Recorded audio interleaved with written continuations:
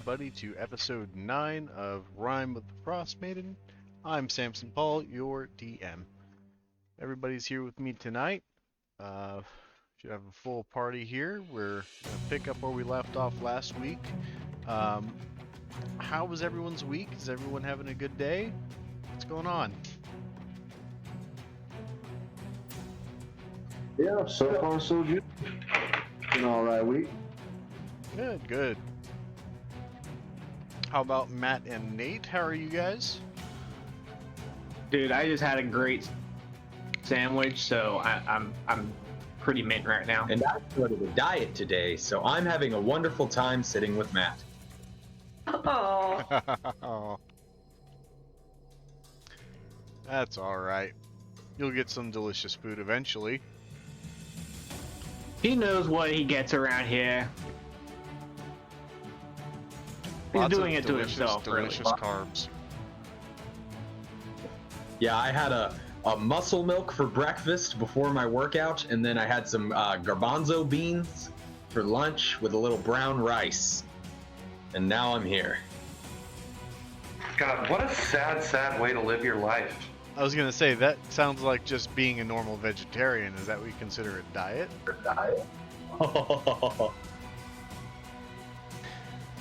Fuck you. Anyway. How's it going? Brian coming to us live from a brand new microphone. It's pretty good. And Nate, I would just like you to know I had a wonderful 4-piece meal from Popeyes this afternoon. It was an amazing lunch. I bet you did. I bet you ate that 4-piece chicken, you ass.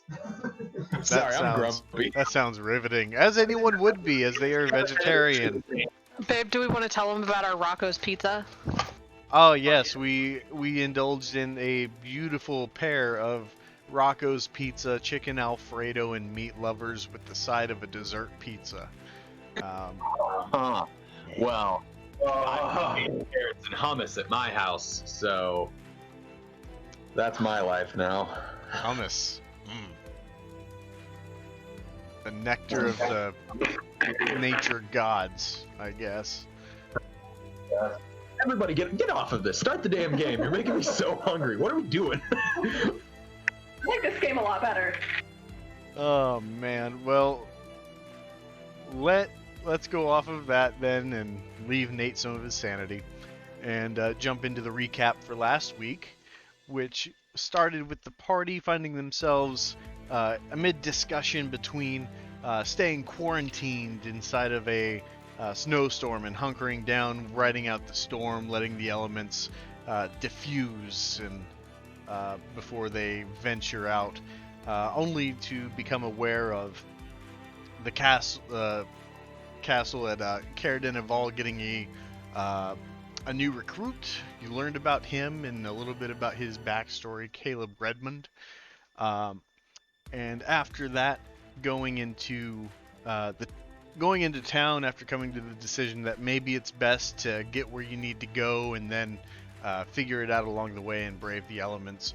Found that East Haven had nixed their fishing agreement that they had just recently written up with Caer-Dineval, and were effectively occupying all of the open fishing holes that are allowing ships onto the lake and essentially gunning down anyone who decided to try to bring their small boats or have their boats towed into these open waters, which led a very angry group of people up to Caer-Dineval to try to get answers. The party, being kind of in middle of this as they were just trying to make their way out of town, decided to take it upon themselves to head to East Haven exactly and try to exactly figure out what's going on and how to defuse the situation, and decided they were going to travel and try to mend these fences themselves.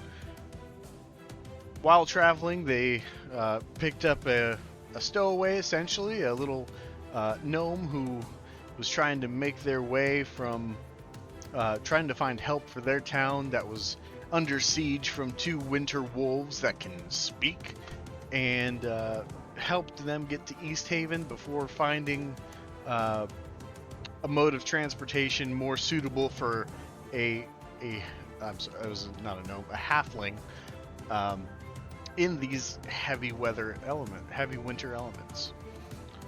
Reaching town, you guys found the town hall, spoke with the town speaker to try to divvy up a deal and try to split the waters equally, which he was adverse to, but said there's a little money involved if the party were to figure out exactly why their fishermen are disappearing. And the party took to that after some discussion, and headed out towards the lakeshore, tracking down the lake monster, finding more tracks, recent tracks, and heading out onto the frozen lake for a ways before eventually coming upon a large system of caves on the shoreline that seems to be half frozen under. Upon entering these caves, you chose not to scale 30 feet of rock face to get up to the other openings and took the opening that was on the water level, meandering your way through the cave. You eventually came across a water weird as the river that went into this cave. The top layer of ice was broken, and had a fierce battle with this water weird, trying to drown a number of these party members. Some of them being totally submerged in water, drenched, wet in far sub-0 degree temperatures. After dispatching the foe, we find the party recovering from this ordeal, just seconds after putting the final strike into the water weird. Right at the base of a waterfall that goes about 10 feet high in this dark cavernous cave. So from here, that is where we're gonna pick up.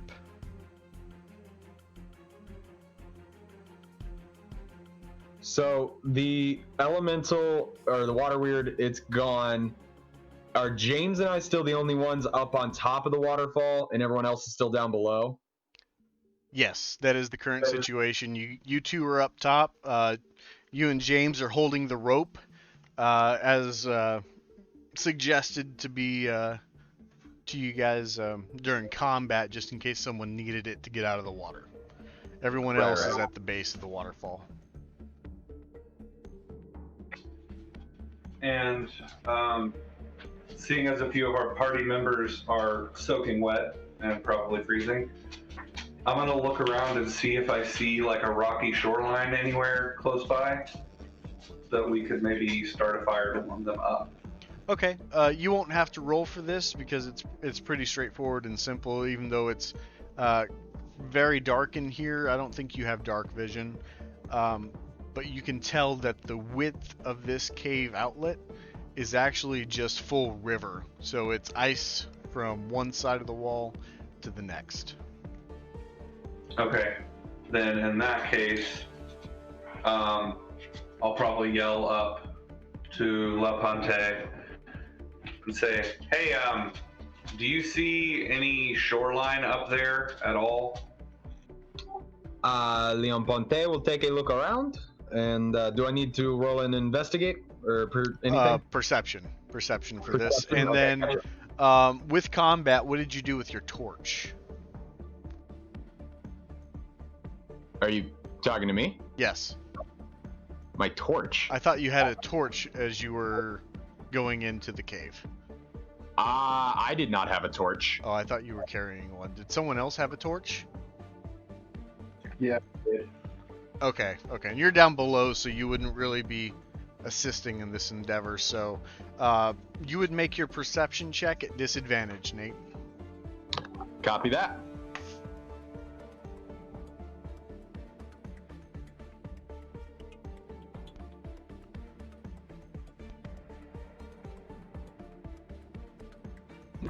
At disadvantage, that will be a 19. That's very good. Very good indeed. So, what your human eyes see as you start to peer around is that it's very dark. The wind seems to be cutting through at your face as you face towards the heart of the cave. But you catch a little bit of a sound that suggests that there may be wind moving in another direction that is not straight ahead. So upon hearing that, you start to walk that way, and finally, through the darkness, you're able to have your eyes adjust just a little bit and see that there is actually a small path that leads to the right, off of the river and seemingly in between two rock faces. Leon Ponte will relay this to his friends down below and will encourage them to climb up, make their way up top of the waterfall, so that way we can further explore this area together, and perhaps it will be a safe place for us to rest for a moment. Yeah, sounds good to me. And I'll look around at the rest of the party and say, does anybody need any healing before we start climbing up here? Eclipse is gonna nod and ask for him to heal her. Absolutely. And I will walk over to her and cast Cure Wounds.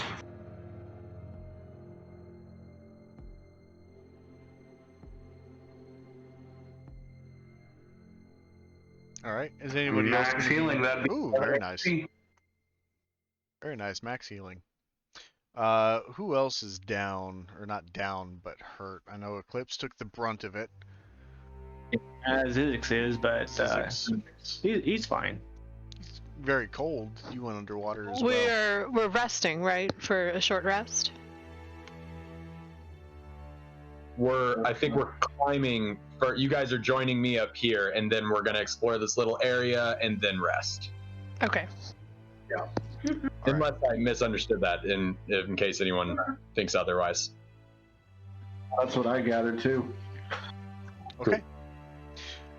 So, with the healing being divvied out and the nurturing magic of nature coming out from Vega, I would like everyone to make their athletics checks to ascend the waterfall once again, unless you are already up there, in which you are holding the rope as a base for them to climb up.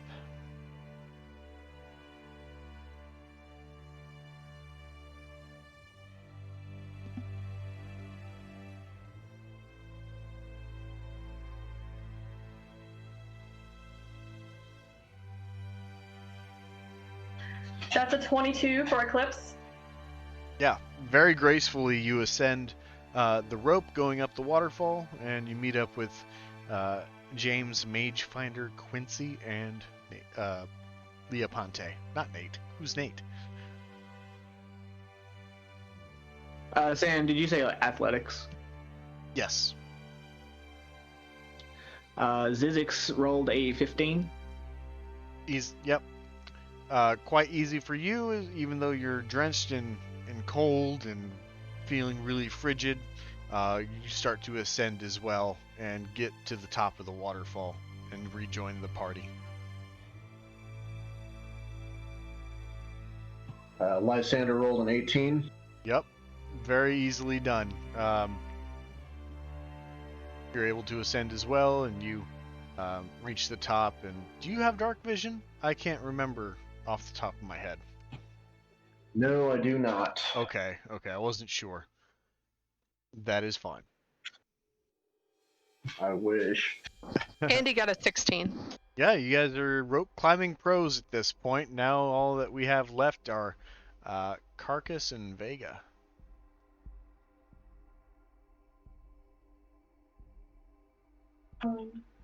After you, Carcass. I want to make sure that Leon Ponte encourages his other friends to also hold on to the rope now that they are up there before Carcass and Vega attempt this climb. Right, yes. Okay. Carcass has a 24. 24. Very skillfully, you don't even feel any pulls on the rope as speaking towards the party who is holding the rope trying to brace them. Carcass essentially just leaps and leaves the rope hanging and makes his way up to the waterfall.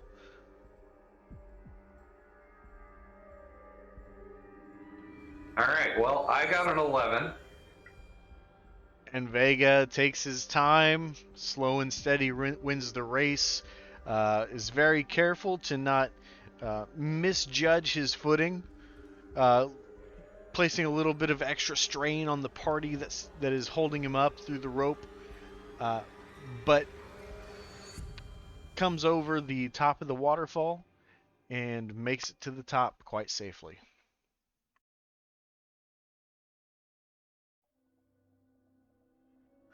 All right, gang's all here. Leon Ponte would point in the direction that he felt the wind and saw the little area. And Lysander, you have a lit torch, no? That's a good question. It would be doused. Yeah, I figured because I dove in to rescue Eclipse, so who knows where it went. But I can light another one. Well, I would say you would have had the same torch if you know. That's no big so deal. just relight. Okay, cool. So, as you light this torch, the wind was essentially being blocked by the waterfall. You feel the wind is much stronger up here, and as you bring the torch to light, you get it to catch flame. It burns, but as you turn towards the heart of the cavern, the torch is blown out by the wind. I'm going to reach into my pocket and see if I still have that shiny rock that Zizix gave me. Although that was a while ago, so I don't know if it'd still be shiny. Is it still shiny? Still shiny? Yes, it would be. All right. So you bring out and you find this luminous rock that provides a small light similar to a torch. And everyone at this point, now that you can see, except for Eclipse, I think, who has dark vision, could have seen this, but apologies for that. Go ahead and make your perception checks. Zizix also has dark vision too. Oh, right, yeah. FYI. Thank you.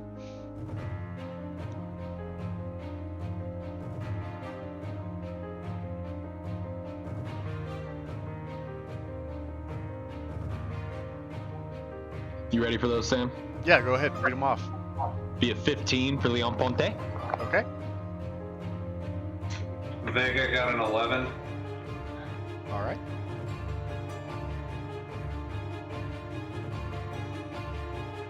About Carcass, Lysander, Eclipse. Lysander got 20, not natural. Okay. That's a 19. 19. All right. Sam, what kind of check do you want? Perception.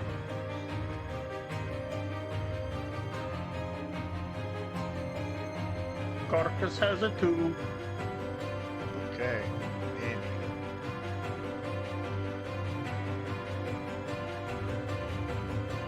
Andy has a 20 not natural. Okay, very good.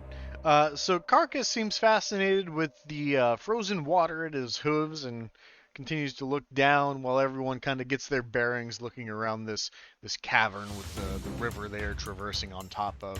And you see this small outlet into the wall to your right, about 20 feet in distance away.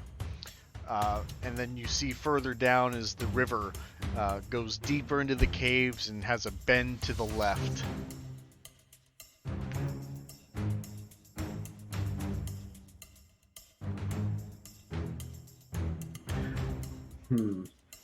Shit, sorry.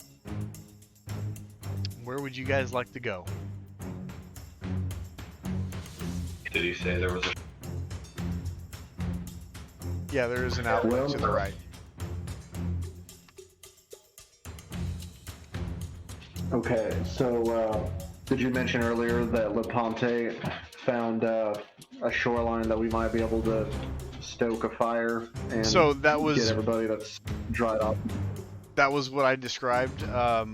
That there's a small pathway between two rock faces that seemed to be some sort of hallway that is 20 feet away and to the right.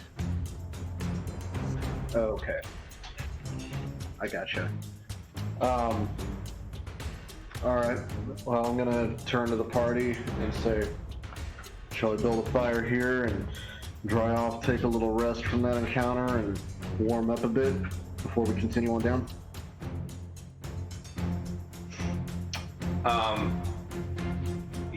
Yeah, I'd say that's a good idea. Leon Ponte agrees. All right.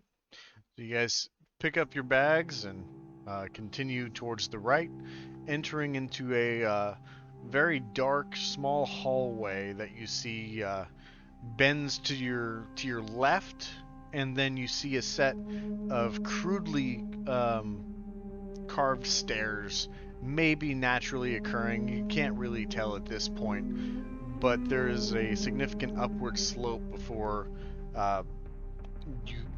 And from the base of the staircase, you can see that there is a room ahead of you.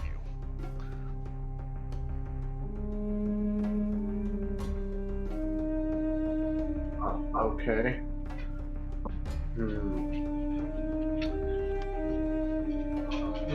Leon Ponte would chime in that he is quite curious about the room. As am I.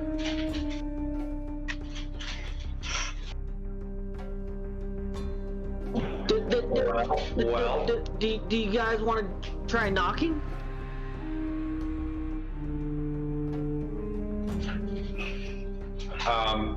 probably not. But I'd suggest Leon Ponte being among the sneakier in our party, scouting ahead and checking out the room and making sure there's no one there who is a threat to us before we take our rest here. I think that's a good idea. Leon Ponte would gladly provide you and the rest of my friends with my sneaky ability. Leon Ponte would like to stealthily creep towards the room and see what he can see. All right, and to be clear, there is no walls or door here. It's just an open-ended area that opens up. Is the room emitting any light? Like, is there like clearly a torch or a lantern in the room? No, there's no light.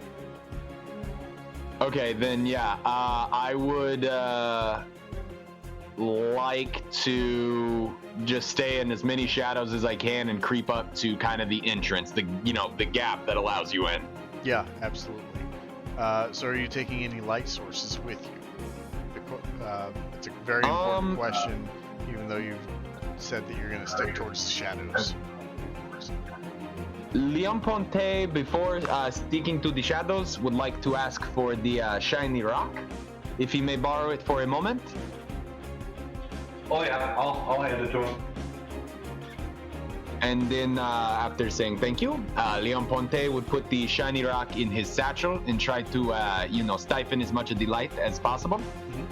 And then I would like to stick to the shadows to get up to the doorway and see if I can see anything in the dark. If not, I may take out the shiny rock. Okay, so as you start to ascend up the staircase, give me a stealth check.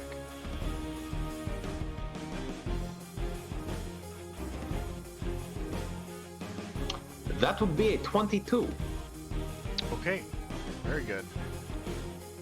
So, as you start to ascend these naturally occurring stairs, you start to try to take a look around into this dark room, and unfortunately you're met with just darkness, and you have to rely on your sense of feeling to stay close to the wall, as you can't see where it ends and where it begins. Do I hear anything coming from the dark room? Go ahead and roll a perception for that.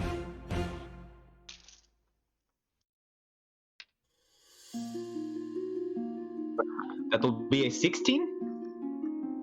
With that 16, you're not able to hear anything outside of the wind that is kind of swirling in this room, still emitting that low, droning, moaning of a noise. But outside of that, you don't hear anything. Leon Ponte would like to take the shiny rock out of his bag and toss it into the room. And like a light grenade, you toss this light-emitting rock into the room, and it illuminates what is around you. So give me a new perception check on this. Copy that.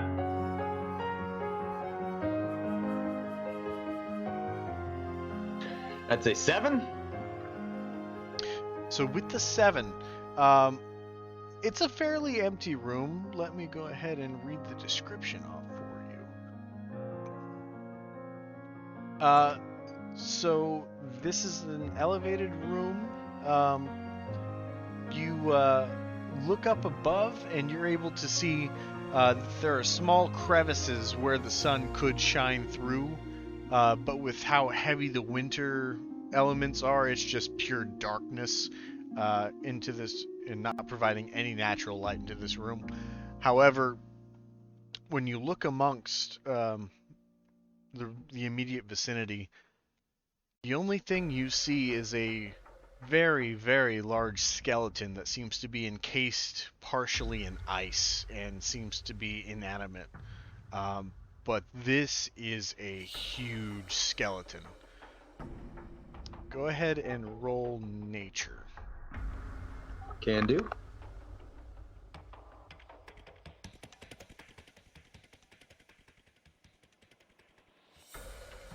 That will be a 16. This looks like the skeleton of a frost giant. Oh. Without getting too close, is there any way Leon Ponte can see if, just by checking instincts experience with these types of things, if there's any obvious trap set around the skeleton? Yeah, so you said without advancing much further, go ahead and give an investigation check.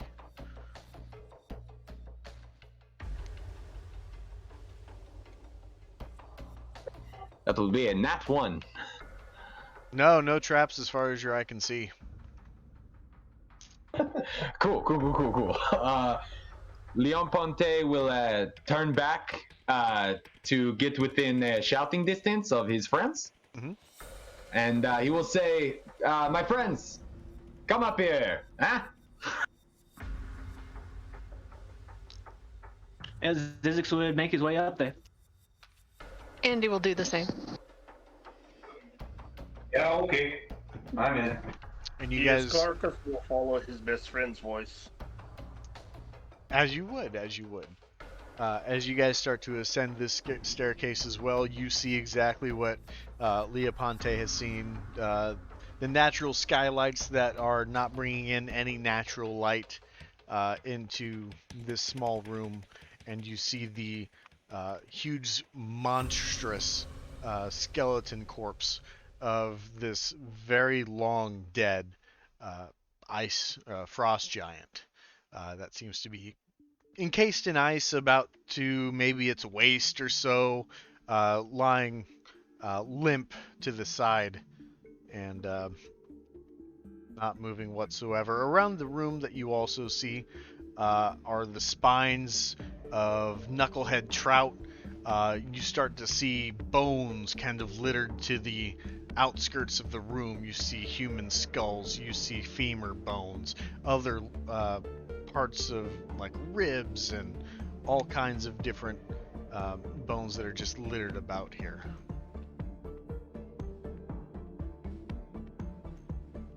So Zizix is gonna say,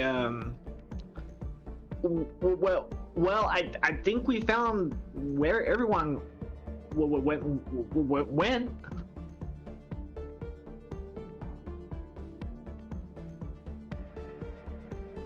Yeah, I'd say so, but still no sign of what brought him here.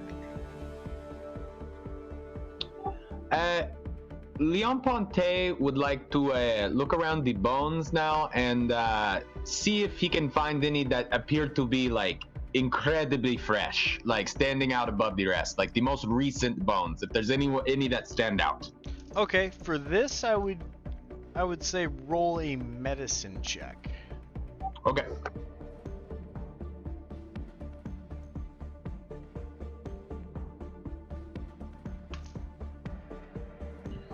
That is a nat 20 on my medicine check. Confirmed by Matt. So a lot of these bones are quite old, but you stumble on a few that seem to be fresher than the other. Maybe about 6 to 3 months old. It's exactly hard to say even with that medicine check. Just because how cold everything is and the partial icing of it and the like. But nothing feels necessarily like juicy, you know what I mean? Right. Not like that fresh. Not that you can tell. Okay. Yeah, Leon Ponte is just gonna keep looking at bones for a bit.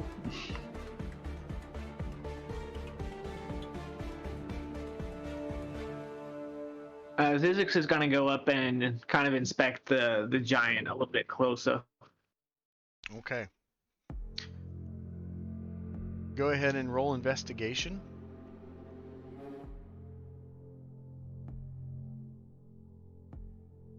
So 22.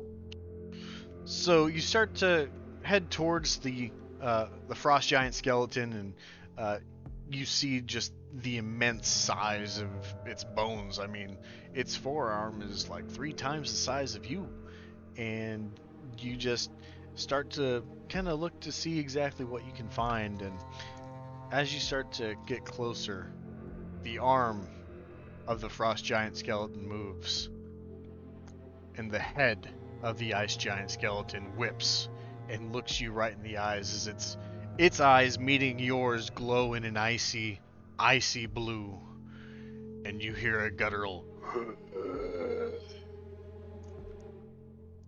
I'm sorry, I got a what? Discord might have cut it out because of its automated voice management. There was a growl.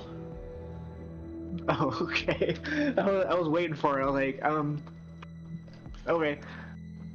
Zizix is gonna just exclaim, "Oh God! Oh God! It's waking up!" And I would like everyone to roll initiative.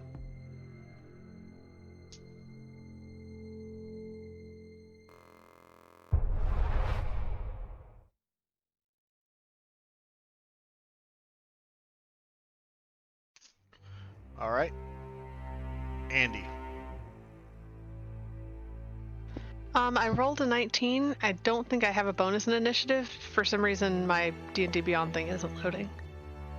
Okay. Carcass.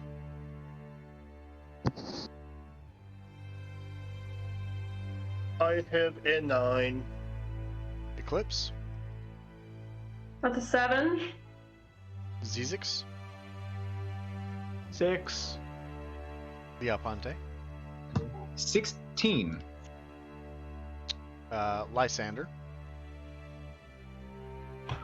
4. And Vega Khan. That's a big old 10. All right. So, up first is going to be Andy. Inside of this room, about 15 to 20 feet away from you, this frost giant skeleton starts to animate and come to life as it stares down Zizix, who has gotten very close to it. Andy is going to rush forward to step in front of Zizix and attack with her warhammer. That's gonna be does an 11 hit? An 11 will not hit, unfortunately. Okay, I'll use her bonus action to strike again with her War Priest feat, or her War Priest ability. Okay, and that's going to be a 14. Okay, and the 14 just hits. Great, okay.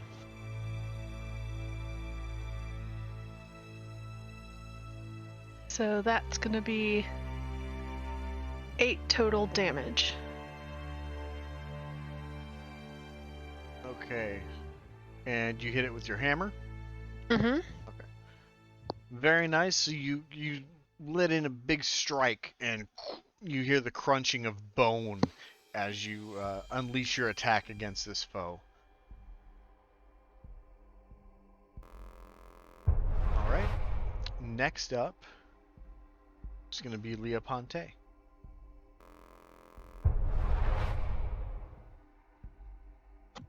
Okay. How many feet away? If I was over on the edge looking at bones, how many feet away is it from me, roughly? Roughly, you would be about 25 feet away. Okay, then with a very brave demeanor, Leon Ponte would like to throw his boomerang at the scary monster. Okay, go ahead and roll to attack.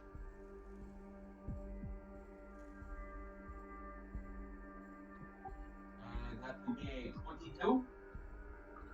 Okay, a 22 will hit. Go ahead and roll damage.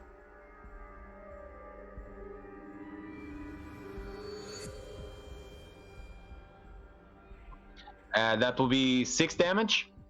6 damage, very nice. And you're using your Windows notifications. Boomerang. Boomerang, okay. Mm-hmm.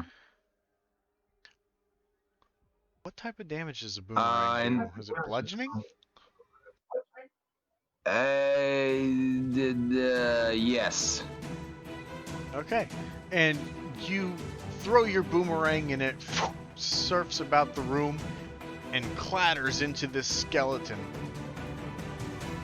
and returns to you, and you hear a hearty crunch.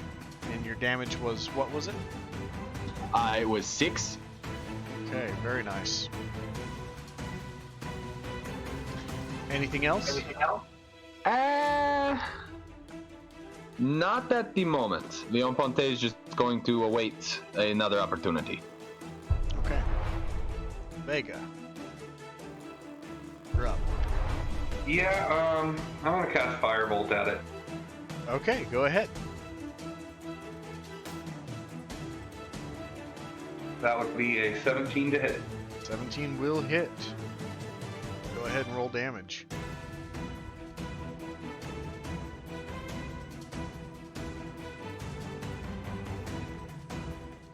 That would be 7 fire damage. 7 fire damage. Very nice.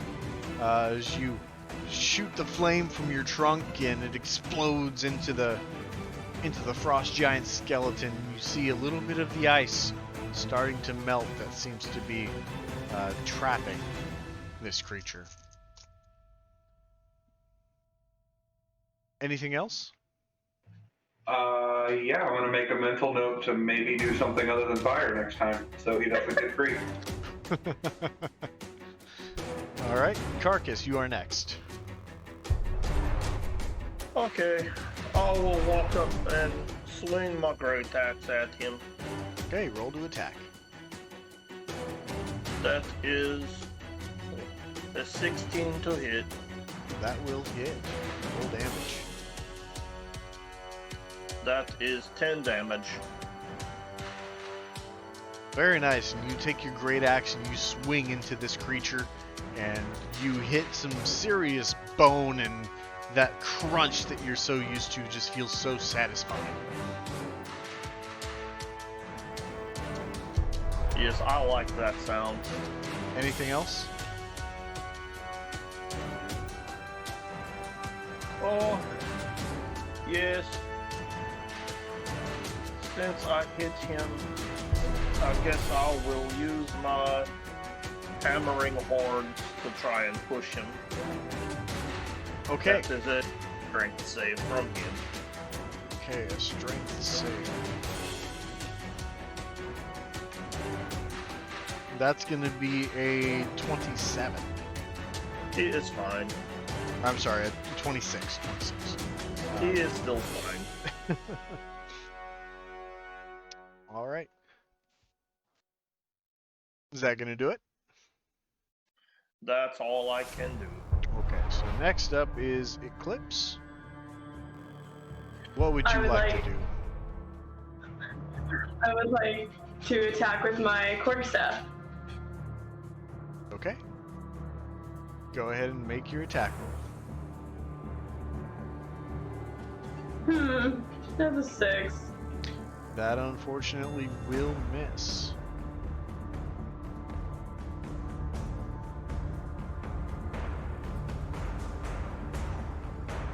Would you like to do anything else? Can I spend a key point and do flurry of blows? Absolutely.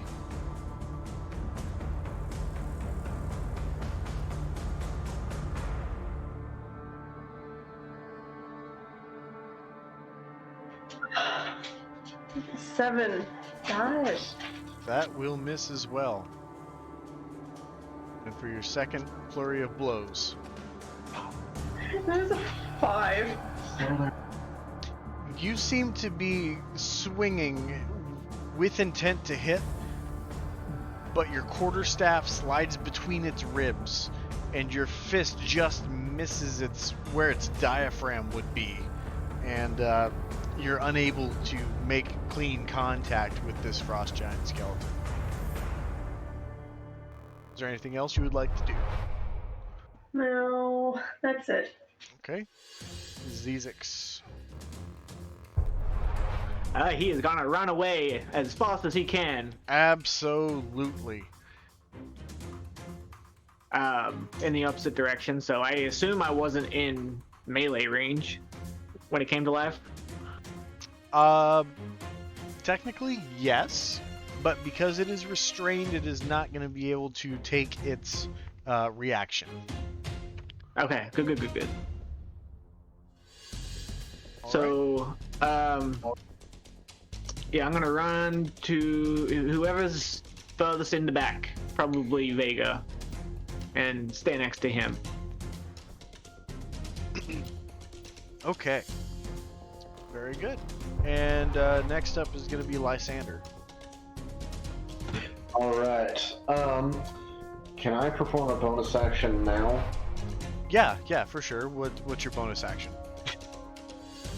I would like to cast Hunter's Mark on the skeleton. Okay, go right ahead.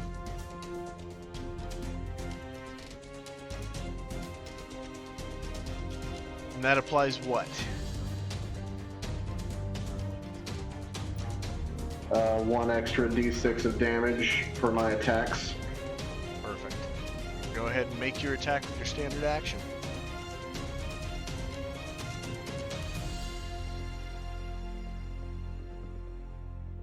All right, one of them is a 15 for my sickle. Yeah, that's gonna hit. That should be the only attack you can do. You don't have second attack yet.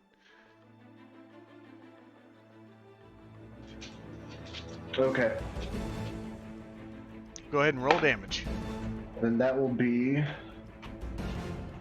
15. Yeah, that'll be 15 slicing damage. 15 slicing. Very good. That is the most damage that sickle has ever done in combat. That extra d6 goes a long way. All right. Anything else? Do. It do indeed.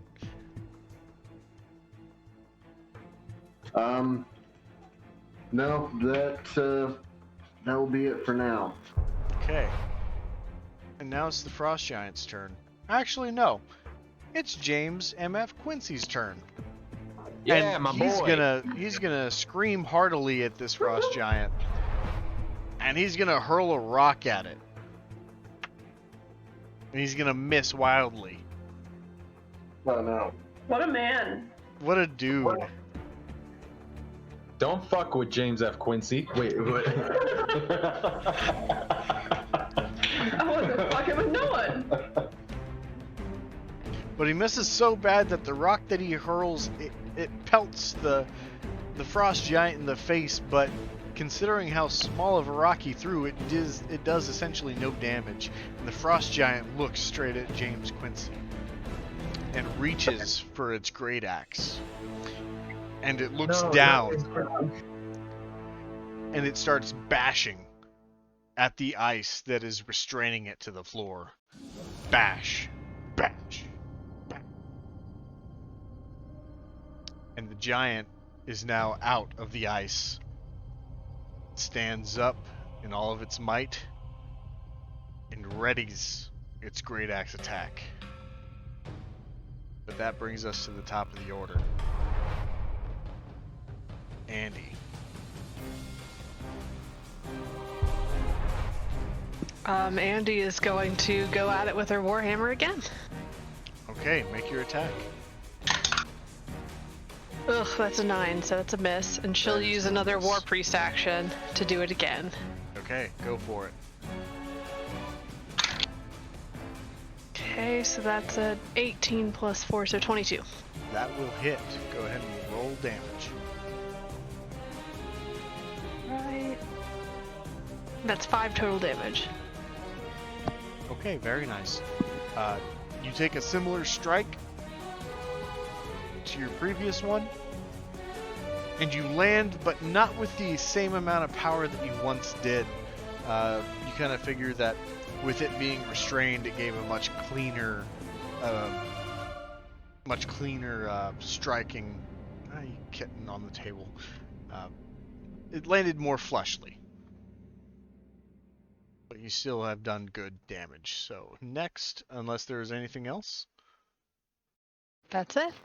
Okay. That brings us to Leoponte. Leon Ponte, he would like to know if the giant skeleton is still giving death glares to his dear friend, James Quincy. Yes, it is.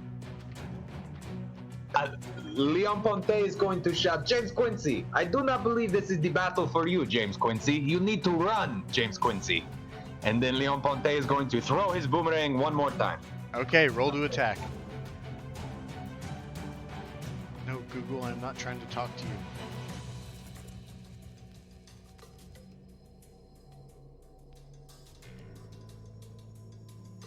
That will be a 25 to hit. That is absolutely going to hit. Go ahead and roll damage. My dice are hot tonight, knock on wood. Hot dice. Going to Vegas. That will be 8 damage. 8 damage. Very nice. Very nice for a boomerang. So you throw your boomerang and it just hits it at the knee. And you see it, the joint itself start to unhinge. And the frost giant drops down to one knee. Okay. And then its gaze could I moves to you. Okay. Can I still take my movement? No. You sure can. Where are you going? Where's Carcass? Up in the face of the frost giant. Okay, so not Carcass. Do I see a decent spot to spread out so I can keep attacking from a distance, but behind my friends? You know what I mean? Yeah, definitely. So the entrance of which you came up, if you stay along the left wall, has a little bit of a recess opposite of the frost giant. So you're putting about 35 to 40 feet of distance between you.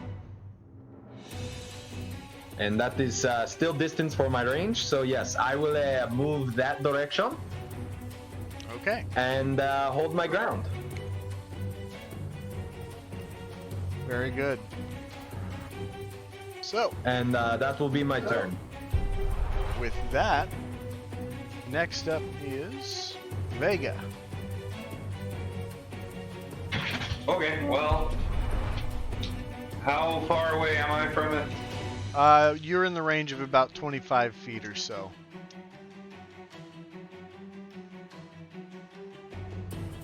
Okay. I don't think you advanced on it last turn. No, I didn't. So that's too far for poison spray. But you know what? It's already out of the ice now. So yeah, I'll just do firebolt again. Okay, go ahead and roll to attack.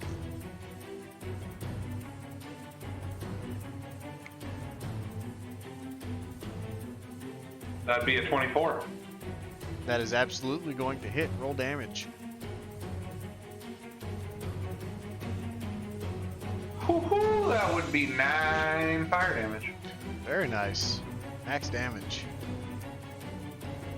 Almost. Oh yeah, your modifier is not 1. Okay. No, just a flat D10. But Oh, it's a flat D10. 9 on it. Why did I Yeah, think it but was 9 on a D8? 10 ain't bad. No, that's not bad at all. All right. Next one up is Carcass. Alright, I will swing my great axe again. Okay. Make your attack That- roll. That is a 23 to hit. Absolutely, that will hit. Roll damage.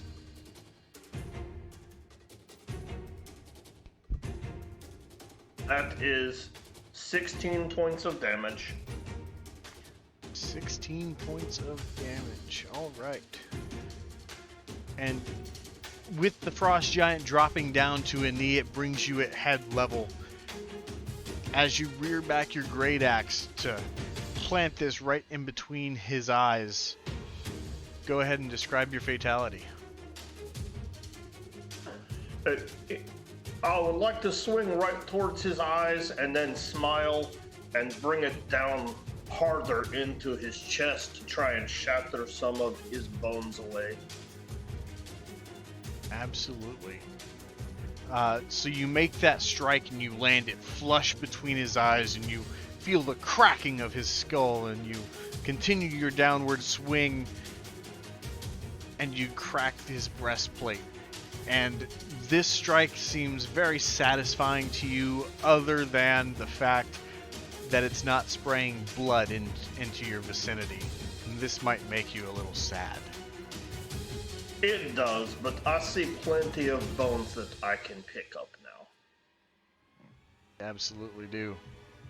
I would like to pick up some of his bones and possibly, even if I don't see pieces big enough, rip some of his rib cage off. Yeah, easy enough.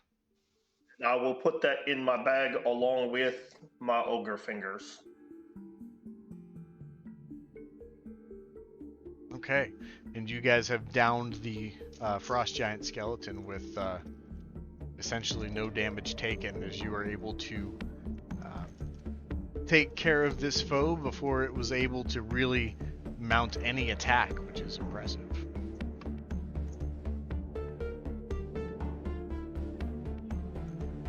Okay. Good job, team. Good job, Carcass.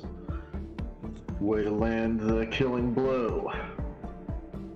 Yes, I am very good at killing things.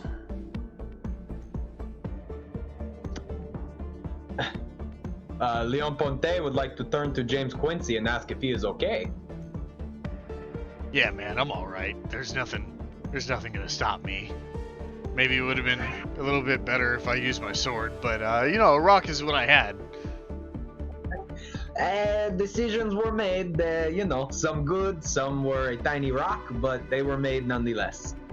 Well, I mean, if you look at the party makeup of our endeavor, the space around the frost giant, it was very muddied. There was no room for me to get there, even if I tried, So I did the next best thing. I wasn't gonna hurl my sword at it, Oh, Leon Ponte will laugh and pull James Quincy into a hug and say, getting down in the shit with you like the old days is always so much fun, no? Absolutely, buddy.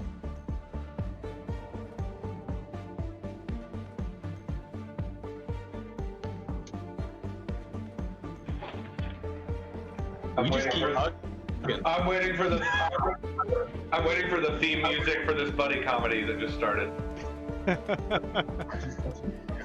Yeah, Leon Ponte and James Quincy are just like, if you could hug with the entirety of the front of your body, that's what I'm doing right now with this man that I've missed. All right, and the full embrace is had, and theme song.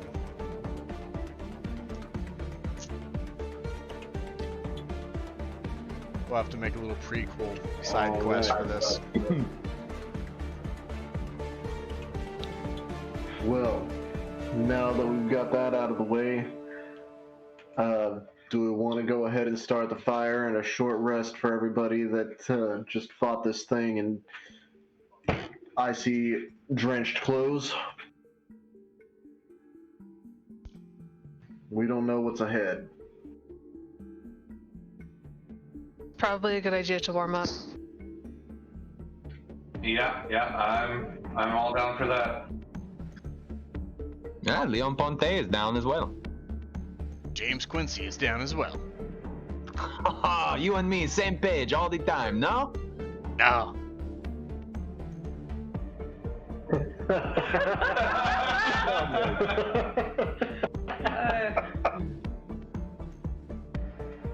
I'm just picturing Leon Ponte, James Quincy, and Timmy the Tooth just like getting into all kinds of shit back in the day. Oh yeah. Let's what a party. get that fire built, yeah?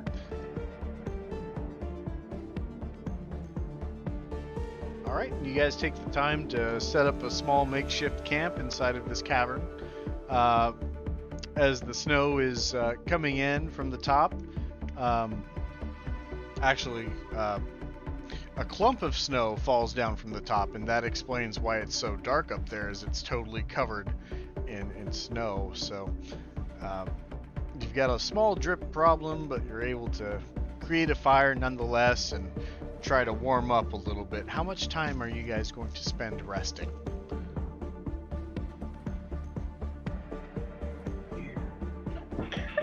Probably half an hour. Half an hour or so. Okay. What does everybody else think? Leon Ponte is feeling fine, so I am fine to stay as long or as short as anyone else needs. Andy kind of nods in his direction because she agrees. Zizix is frozen head to toe. Same here. So he's gonna stay by the fire for as long as he can. Okay. Eclipse is gonna put her box by the fire because it's wet. And she doesn't like it. Yep, absolutely.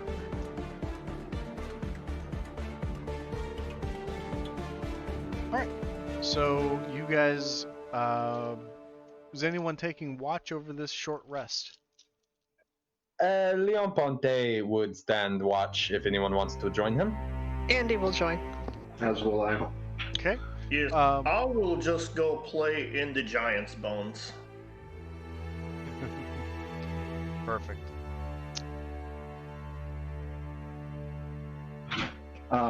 While everybody else is resting by the fire, and I've joined Leoponte and Andy, I will approach them and ask, so, what do you think is happening here?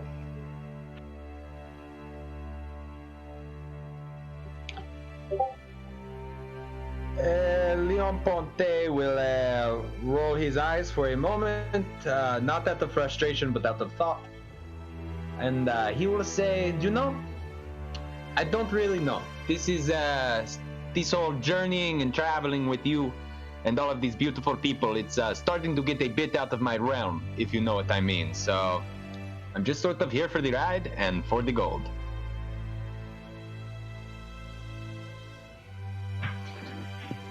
I'm just wondering if there's more going on in this cave than just this giant. He was encased in ice, and there's all these fish bones lying around, so I'm wondering if something has been feeding it. I'm not really sure. I mean, it could be other creatures eating in the cave. It could be a lot of things. We won't really know until we clear it. And I do see where you are thinking about the people feeding the giant, if you will.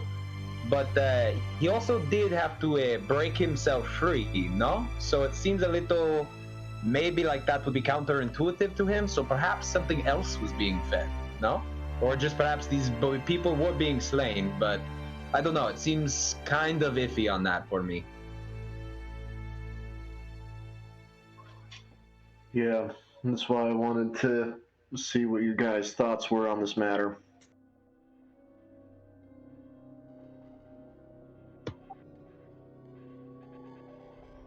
Very strange circumstances surrounding this icy cave.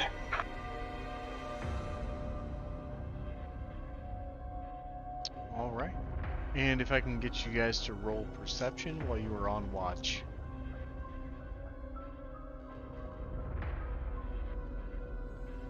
Mine is a 23. Mine is a 15. Mine was an 8. Okay. So Andy is able to really make this out. As you start kind of patrolling the room, both heading back towards where you had entered and then making your way around the frost giant skeleton and carcass playing in the bones, you venture forth a little bit and you see that your path is met with a junction. You can go left or right. Right yields more staircases that descend downwards, and you're not exactly sure where left takes you as it continues for a little while before you eventually lose sight of what's to come. Leon Ponte would, first of all, like to go and pick up the shiny rock from when I originally illuminated this room. Mm-hmm. And then I would like to walk by Carcass, who is in the middle of the room, correct? Mm-hmm. And I will say to Carcass, hey, come with me for a minute, buddy. Can I bring another bone with me? You can indeed. And I will pick up another random bone and I will go with my friend. Okay. I would like to approach the pathway you were saying we could not see very much of because it was dark, yes? Yep. I would like to simply skip the shiny rock just a few feet into that pathway and see if it illuminates anything else. Okay, go ahead and make a dexterity check.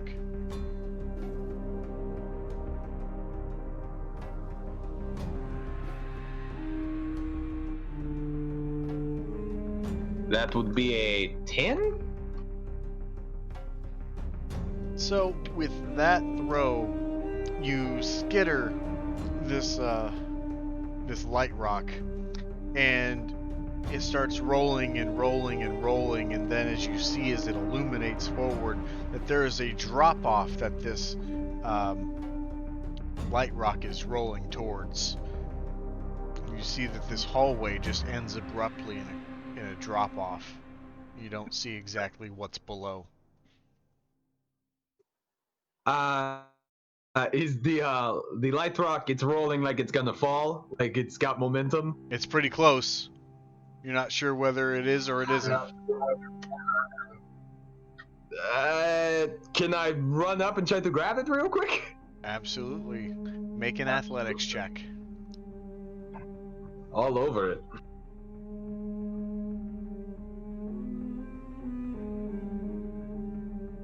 That will be a 15. With that 15, you're able to create a burst of speed and run towards the edge and stop the light rock from falling over. And you, while you're there, I assume you're going to peer over the side and look below. Absolutely. So down below, as you hold the light rock out just ever so slightly to give you just a few beams of light, you see that down below, about 30 feet or so, you see that there is ice down below and would have been a very icy fall. go ahead and make a perception check. Okay.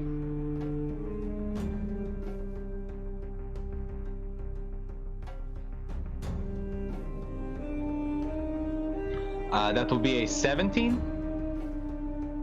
17. So inside of this frozen area that you see, it is quite circular in nature, this little mouth of the river. And you're able to see that inside of the ice, there are 4 frozen frost giants. Skeletons, of course. Leon Ponte would like to return to First Carcass and, tell him if you want to go play with some more bones, you can go play with some more bones. I just wanted you there to be safe. Oh, I was already safe. Yes, your safety is obviously what I was talking about. I'm very glad you're safe. And Leon Ponte will. Thank you. Leon Ponte will return to Lysander and Andy, and will relay to them what he has seen. And Leo Ponte comes back to the party and tells you that he has seen that to the left there is an immense drop-off from the path into this pool of frozen water, and down below the frozen ice sees the 4 skeletons of frost giants.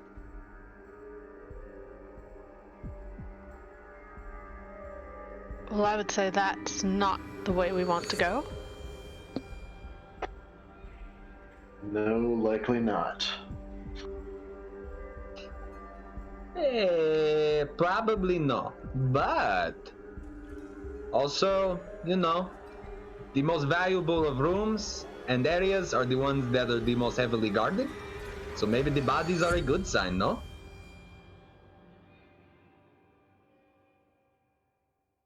Maybe, but going into if we wanted to destroy the bones, which I feel like would be a good idea, I'm not sure that would be exactly feasible since they're surrounded by that ice water and more ice. No, totally fair. But that path though is not traveler friendly. We would definitely not want to take that route. Yeah. Maybe we'll see a way on the other path to handle it.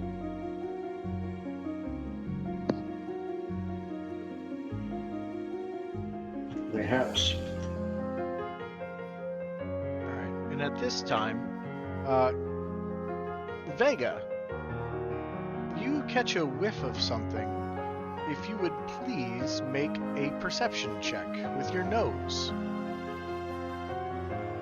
Absolutely.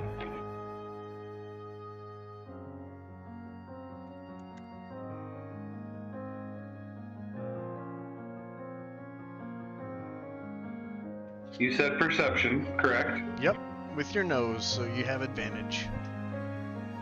Yeah, and good thing too, because one of those was a nat 1. That would be a 16. With the 16, you're able to disseminate that something's cooking. And it's not in this room.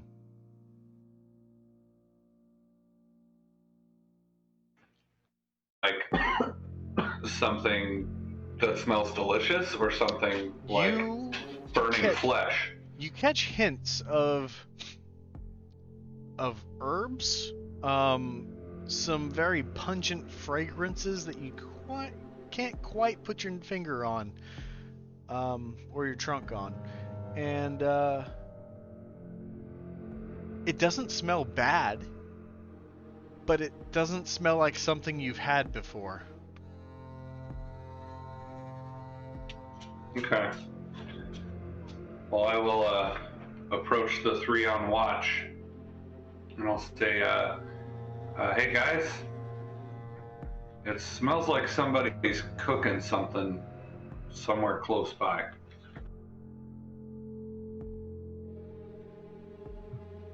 What does it smell like? I can't quite pin it down, but I smell herbs and spices.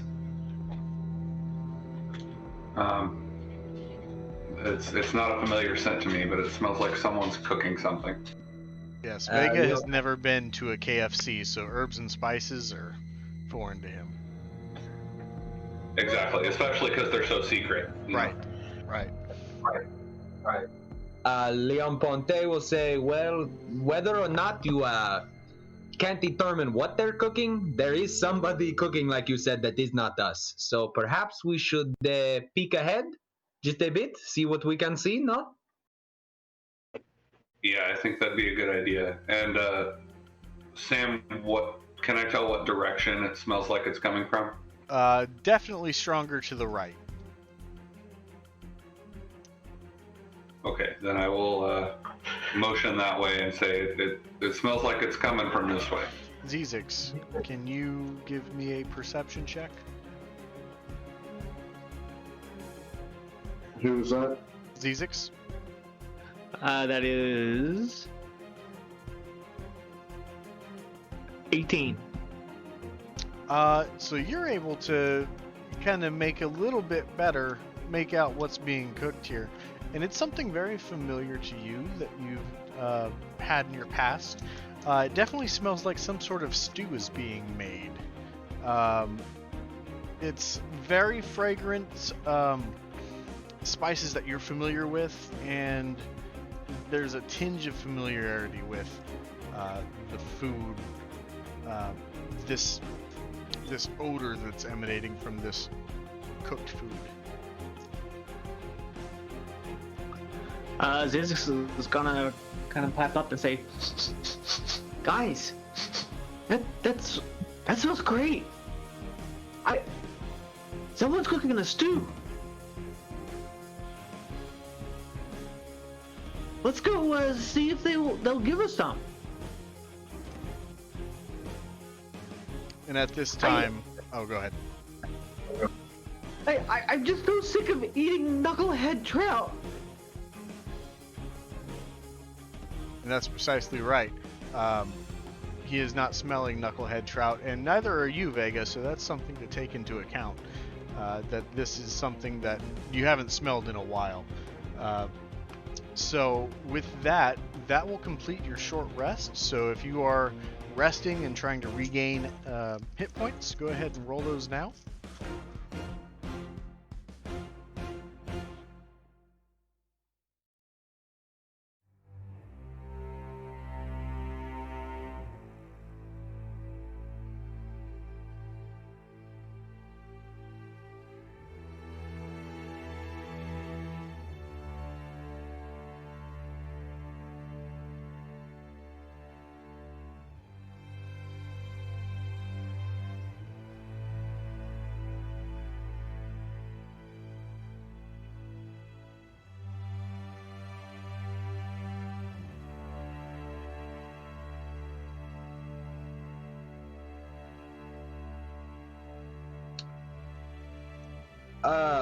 Sam?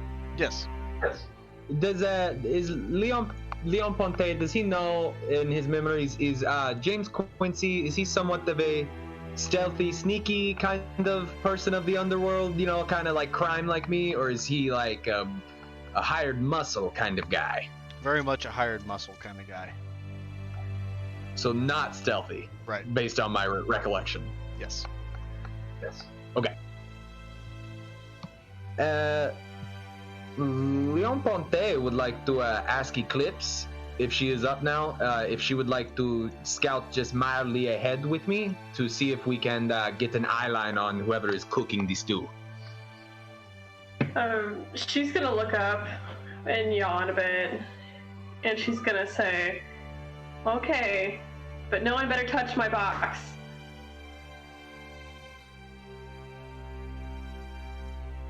And Leon Ponte would like to just tell everybody he's going to scout ahead just a little bit with Eclipse and see if they can see who it is. Okay. Go ahead and roll your stealth.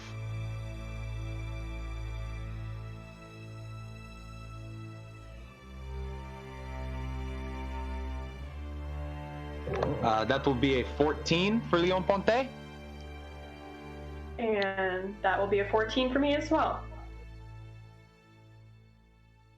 Consistency. So, as you start to stealth downwards down the staircase and the cave starts to bend to the left, Eclipse, with your dark vision, you're able to see the room open up, and you hear a very faint voice mixed in with the howling winds in this cavern saying, "Eye of Newt, Frog Leg.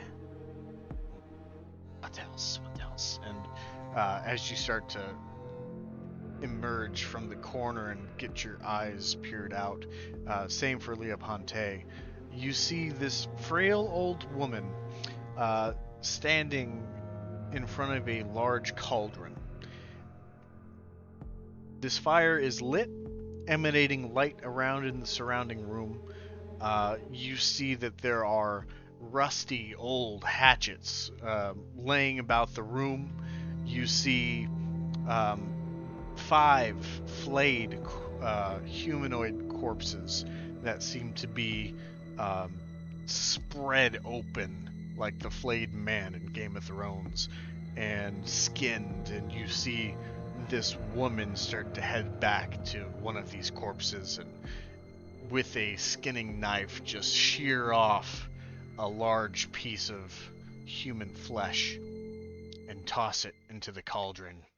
And you see it start to boil up and emanate a small amount of light.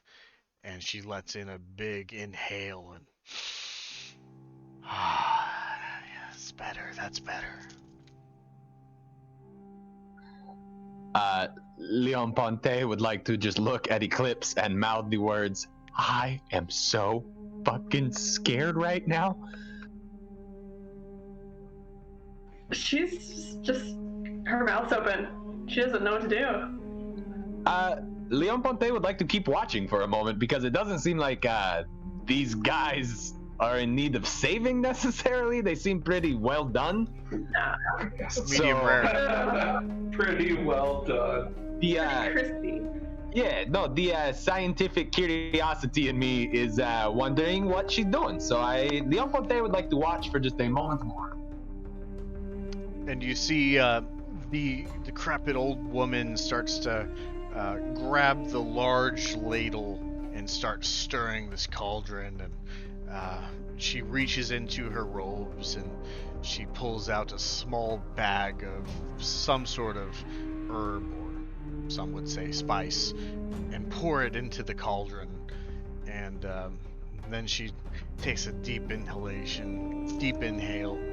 and says, "Not quite done, not quite done." And she waddles on back to that same flayed corpse, and she reaches into the intestine area and pulls out about 5 feet of intestine before cutting it loose and bringing it in and very thinly chopping it and putting it into the cauldron. And you see that she actually moves her arm up and says, "I need a little more light," and this small orb starts to emanate around the room and hovers around her vicinity. And she says, yes, that's much better. And she starts to put her finger inside the rim of the cauldron, which is quite warm, and she is scraping the insides of this cauldron and flicking it back into the stew. Question, Sam. Yes. Is there another exit to this room, I'm assuming, or is it just these stairs? So right now, what you can see is just these stairs. You see that the room goes forward about 40 feet, and then there is more room to the north, about 20 more feet from what you can see. Okay, is there a rock or a pebble near me anywhere on the stairs, on the ground? Yeah, absolutely. Okay, the deepest direction from where we are that like so what I want to do, I want to throw the rock to get her to go in a certain direction as far away as I can in this room to get her away from the cauldron just for a moment. Okay, very good. Go ahead and make a dexterity check for that throw.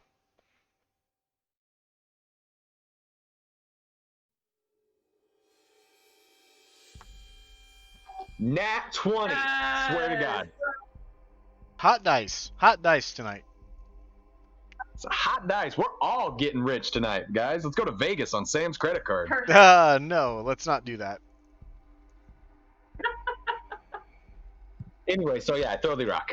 Yeah, you throw the rock and you find this nice flat rock that would be a pretty good skipping stone if there was a fresh body of water around here you could skip it on, and you hurl it, and it clatters against the back side of the room, and it immediately gets her attention, and she starts to creep back very slowly, leaving the cauldron unattended.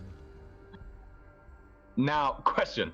If I were to move, like based on where she's looking right now, if I were to move from the stairs to the cauldron and back, could she see me? No. From the way that she is looking, no. She would only be able to hear you if you were not stealthy. Then Leon Ponte would like to very stealthily creep up to the cauldron and drop in a vial of assassin's blood. Okay. So as you start to make your way forward, please make a stealth check. You got it. You're crazy. idea. Yeah, it is.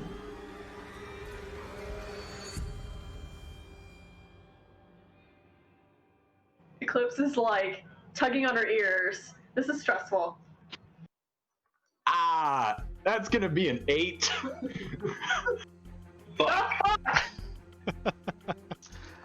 Well, you start to maneuver through the room, and your feet crunch on this thin layer of ice, and you feel the crunch on your feet. You hear the crunch below your feet, and she doesn't move. She continues moving in her forward direction.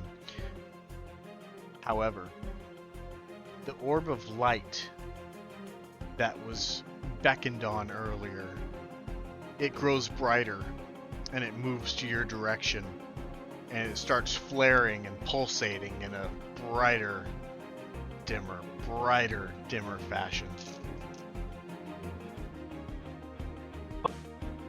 Is this gaining her attention? At this point, she doesn't seem to notice. How close am I to the cauldron? You would have been about 10 feet away right now. Can I, can I unscrew the assassin's blood and try to underhand toss it in? With another dexterity check, you sure can. Absolutely.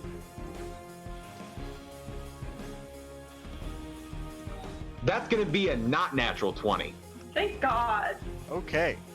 And you are able to unpluck that assassin's blood?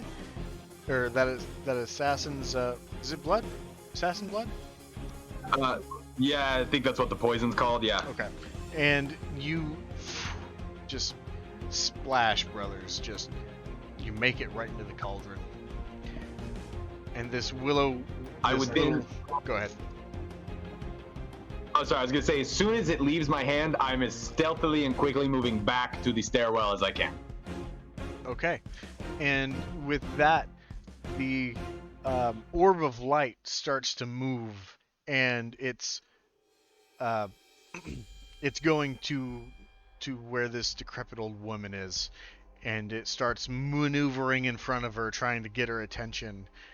And you hear her say, "Oh, what is it?" And the light starts to lead her back to the cauldron. She comes back to it. The wisp starts to emanate a red light as it grows closer to the cauldron. And then it starts heading towards the hallway. Leon Ponte would like to encourage Eclipse to join him and start moving back up the stairs. Run, run, run, run, run, run, run. All right, go ahead and make a new stealth check.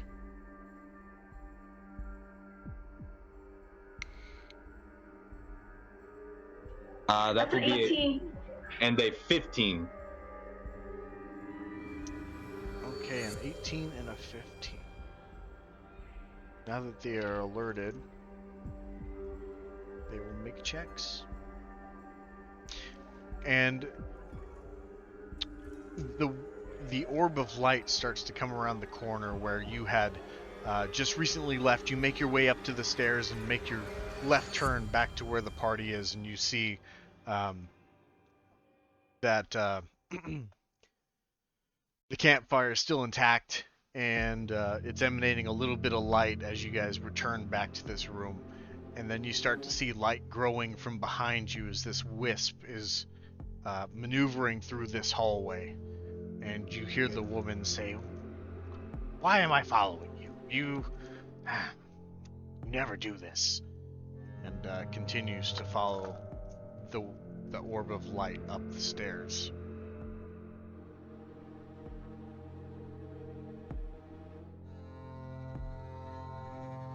So as you reach the party, what would you like to do? Leon Ponte would like to very quickly, you know when you kind of like whisper shout? Yeah. He would just like to say to his friends, "I tried to poison a witch. It went kind of bad. She's coming up the stairs right now. Put the fire out. Everybody hide. Get ready to, I don't know, jump her if you will, but just put the fire out. Trust me."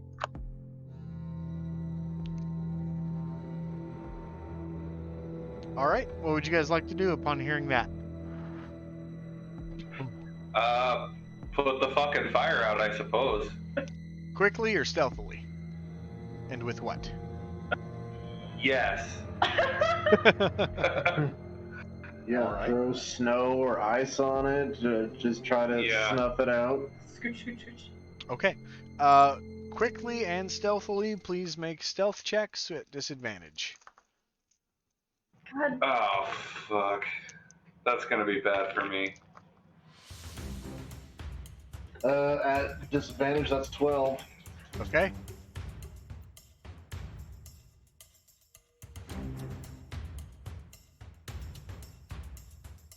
At disadvantage, that's a 5. Okay.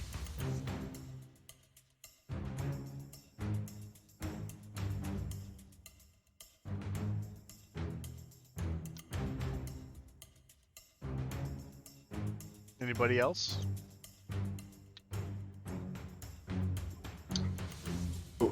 Who's all putting out the fire? Is That- that just what we're rolling for? Yes. Yeah, I will. Okay. What was the roll for? Stealth to be quiet at disadvantage if you're going quickly. Okay, at disadvantage. That's gonna be a 6. Okay. So, you guys are successful in extinguishing the flame. You seem to have the wind at your side at this point as any sounds that were made of the hissing or anything like that seem to be drowned out by the low, consistent moaning of the wind through this cavern. And you see the light start to grow into the hallway and become brighter and brighter until you see this orb of light enter the room, and it starts wiggling about quite quickly, darting around the entrance. And before long, this frail old woman walks into the room and says, "Ah, I have guests."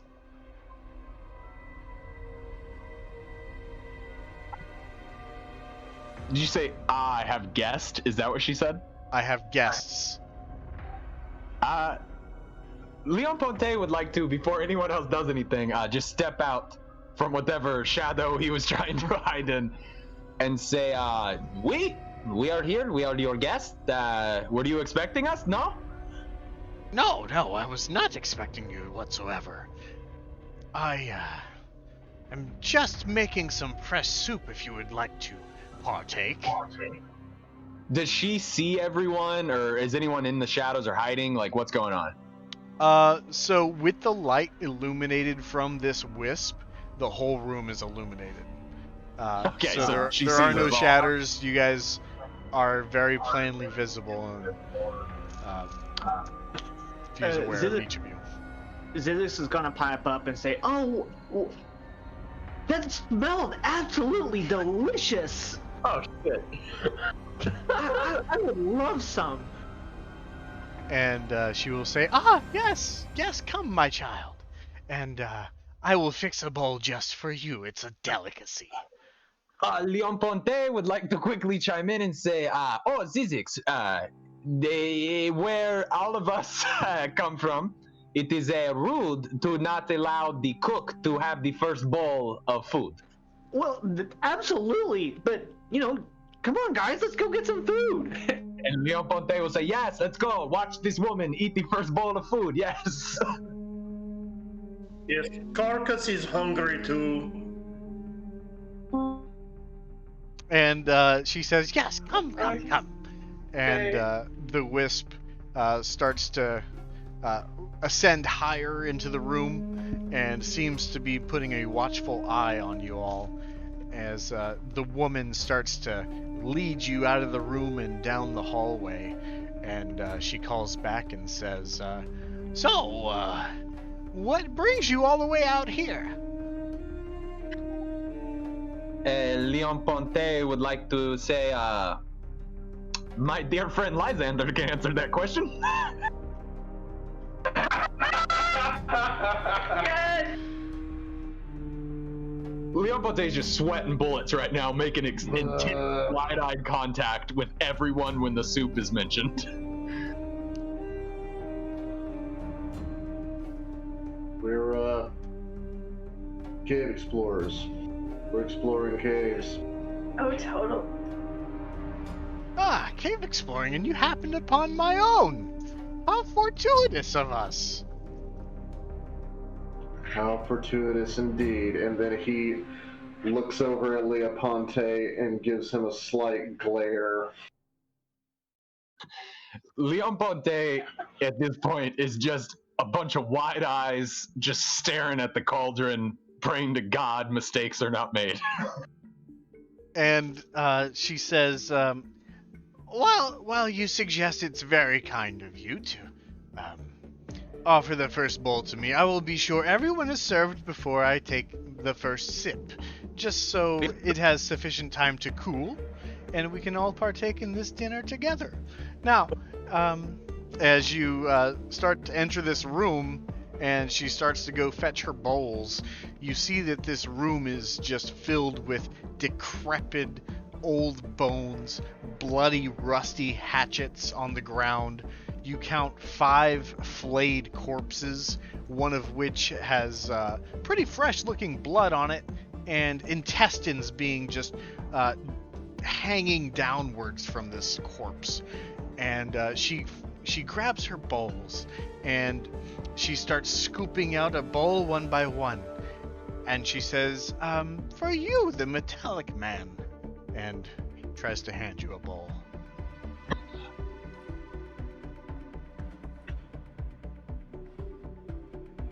I look over at Leoponte and then back at the bowl, and I take it from her and ask, can you tell me what's in it? Only the finest fishing ingredients. Leon Ponte would like to walk over. Are the woman and Lysander standing pretty close? Yes. Leon Ponte would like to walk over and say, that's a very fancy boat. May I see that for just a moment? And she says, oh yes, I'm glad that you've noticed my craftsmanship. I crafted this bone myself of a skull of an enemy. Oh my god. Let me know when I have a bowl of soup in my hands. You have a bowl of soup in your hands as she moves it from Lysander to you. And how far away is she from me at this About, moment? about 5 feet. I would like to just walk close to her and just say, these bowls, there's something beautiful about them. And I think what it is, and then I would like to just slap that bowl of poison soup right in her face and try to get as much of it as I can in her mouth.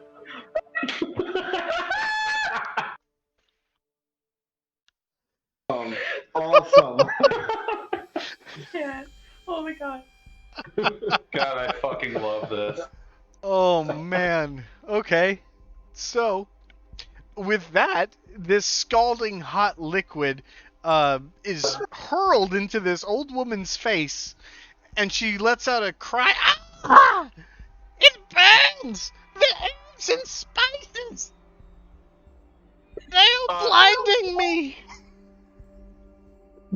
Is she like on the ground? No, she's not on the ground. She's not melting away from the liquid or anything like the Wicked Witch of the West. But While this is happening, can I just cast Detect Poison and Disease on the soup? yeah, absolutely. I'm gonna just do that while everyone's freaking out. Yeah, the bowl of soup that is now on the face of this old woman and inside of the cauldron is just emanating as poisonous. And he's gonna just declare, it's poison. Leon Ponte's gonna shout, yeah, it's freaking poison, guys! I poisoned the soup. Oh, I made a mistake. And then he's going to walk over to the cauldron and try to scoop another bowl to come back and keep pouring on the woman's face. Ew. Oh my god.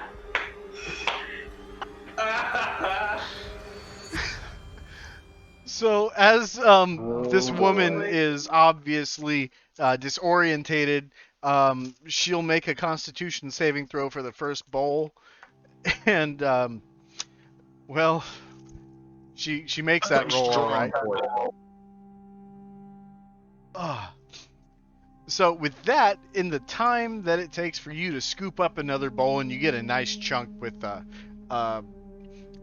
very many chunks of intestine in this one, and you take the human skull bowl into your hand, and you scoop up another round and head over to the woman and just pour it over like one for the homies kind of style. Yeah, that's exactly what I'm thinking. Like, this is a pour for Tupac, you know what I mean? Like, I mean this one. And you're able to get a good bit into her mouth, if not into her eyes as well, and she starts to change form. From the scalding heat, her skin initially turns red, and then it turns into a pale blue. Her hair changes from the white dyed red of the color of the soup into a deep sea green. Her hands start to elongate and grow claws. Her whole legs become very thin, frail-looking blue with large webbed feet and talons. And she starts to arise and say, "You will pay for this transgression! You have dishonored my soup!" Leon Ponte would like to very quickly and just as fast as he can, if I'm still holding the skull, just slap her across the face with it. Okay, go ahead and make an improvised attack. So 1d20 plus your strength. Alrighty. That's going to be a 15. 15 will hit. Go ahead and roll a 1d4 on damage.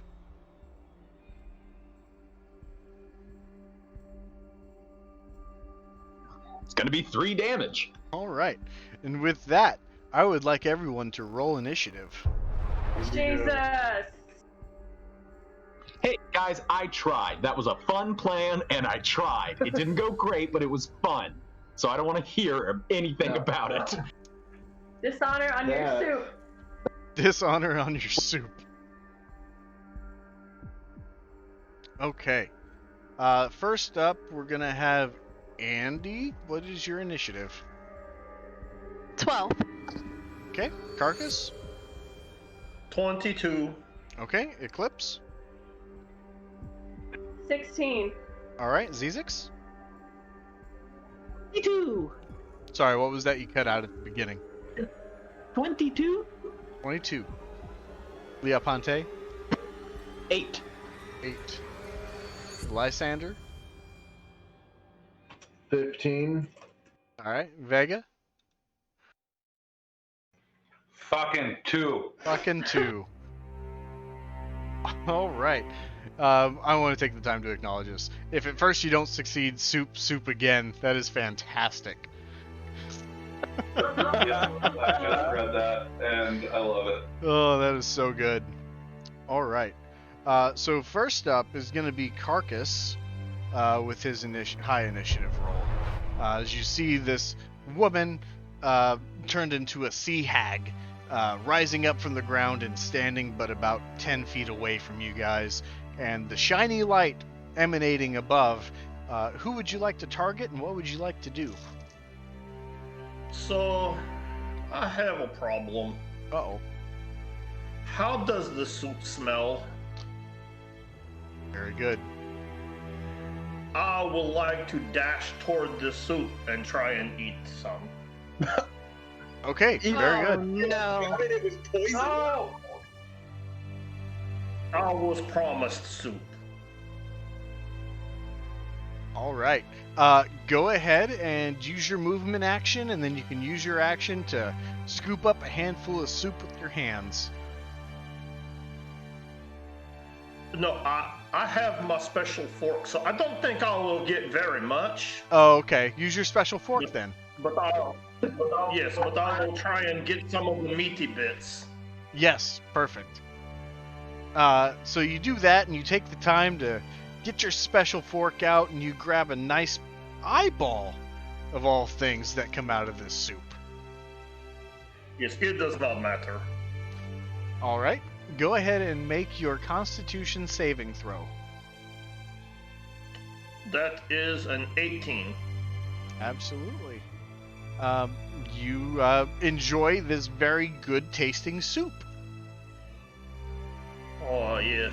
Now I'm very happy. All right.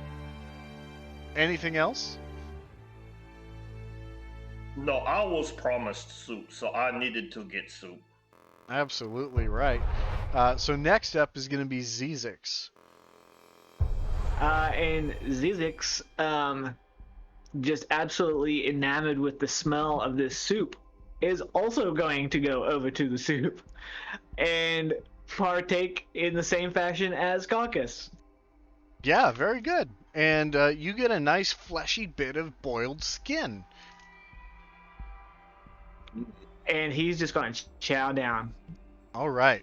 Go ahead and make your Constitution saving throw.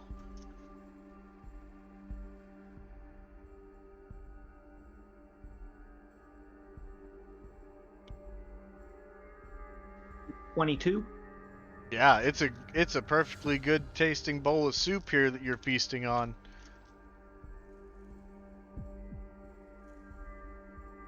And I'm just going to just like let out the like a big just I just said it was poison. Don't eat it.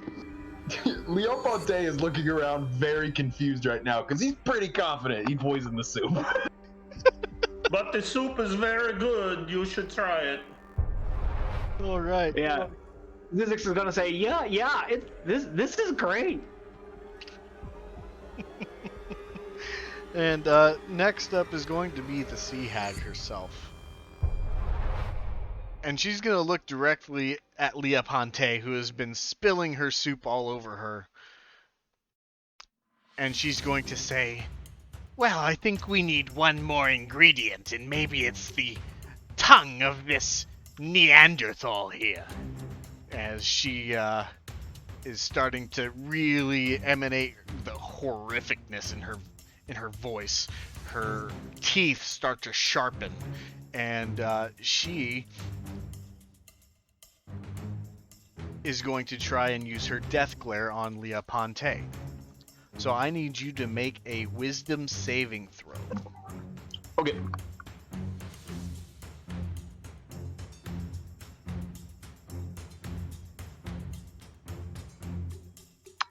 That would be a 16.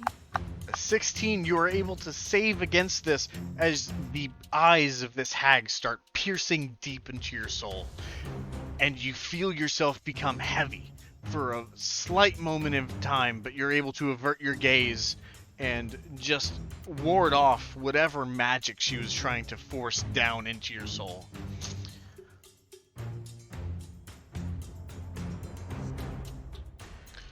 Alright. And that's going to be her turn. Next up is going to be her Will-O-Wisp. And this is going to become in... No, it won't do that. It's going to go up to Leoponte and try to assist its master. And it's going to emanate electricity from behind you and shock you. So that is a roll against your AC, which is going to be a 17 to hit. Yeah, you got me. Okay, that unfortunately will hit. And that is 2d8 damage.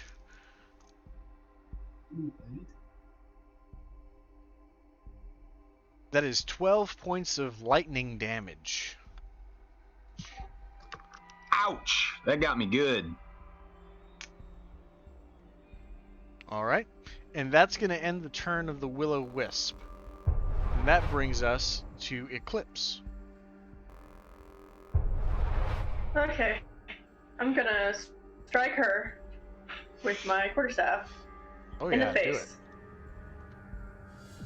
Roll your attack. 15. 15 will hit.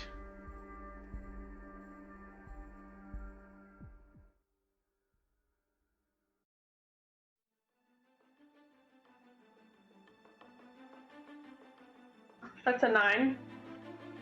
9 damage. Very good, very good. Anything else? Yes. I would like to do Flurry of Blows. Just the one. Okay. So you're not spending a key point, you're just using your unarmed strike as a bonus action, is that correct? Yes. Okay. Go ahead and roll your attack. 14. A 14 will just hit. 7 points. Very nice. Very nice punch as you whip her with your quarterstaff right in the jaw, and then you followed it up with the left uppercut and land a large amount of damage on her for one turn. Very nice. Is there anything else? Talking is a free action. Yes, right? it is. Always. So, Eclipse is a frizzy mess right now. Yep. Her pupils are big, her fur is everywhere. And she's going to yell, "Take dash," as she uppercuts her. Very nice. Absolutely. And up next will be Lysander. Alright, so looking at the Hunter's Mark here, it lasts for an hour. It says that you can use a bonus action on a subsequent turn to mark a new creature. So it hasn't been an hour since the last attack with the giant skeleton, right? Right. So would I be able to put that on the Sea Hag now? I think once you kill the creature, I think you're able to reapply the mark. It doesn't say once per short rest or anything like that, right? Nope. I'm going to go ahead and say you would be able to reapply it. And plus, you've had a short rest since then, so even then, you would be able to reuse it. Cool. Then I'm going to bonus action use that on her now. Okay. And I'm going to draw my longsword and try to slice her with it. Okay. Go ahead. Make your attack roll.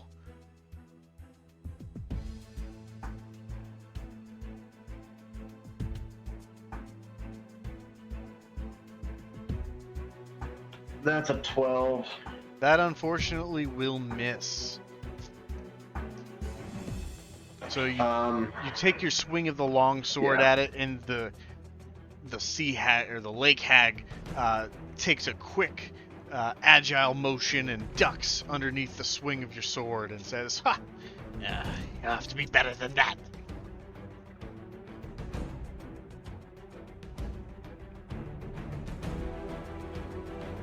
Your practice. Practice makes perfect.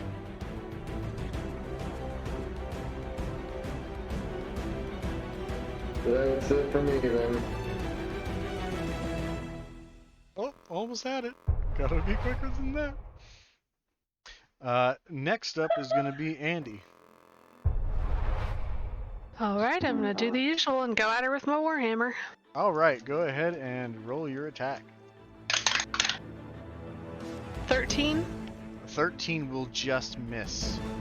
Okay, and I'll roll one more time. Last time I can do this with my War Priest thing. Okay. And that's a miss as well. Unfortunate, as the lake hag seems to have taken on this very Matrix-esque style of dodging all of these weapons, dodging the longsword, Andy coming in with a forehand blow with the warhammer, and then quickly with a backhand, able to evade all of these strikes and just becoming really elusive. That brings us to Leah Ponte. Leon Ponte would like to quickly shout, Carcass, kill the shiny ball. And then Leon Ponte would like to take a swing at the Sea Hag with my rapier. Okay, go ahead and roll your attack.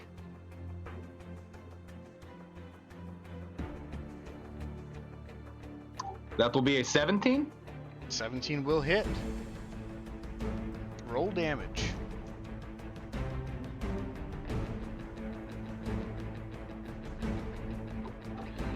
That will be 11 damage. 11 damage. Very nice. As you see the lake hag eluding all of your allies' attacks, you're able to see an opening and thrust your rapier right into the abdomen of the sea hag, and she lets out a "Ah!" as she's stabbed, and she puts her hand on your rapier and pulls it out herself and says, "You're going to pay for many things on this day." Leon Ponte would like to spit on her after she says that, and then, not much else I can do here. She's gonna catch the spit in her mouth. She's gonna say, "This is a delicacy." The fuck is going on? That's nasty. Give me just 1 second. I'm looking at some stuff I can do. Okay.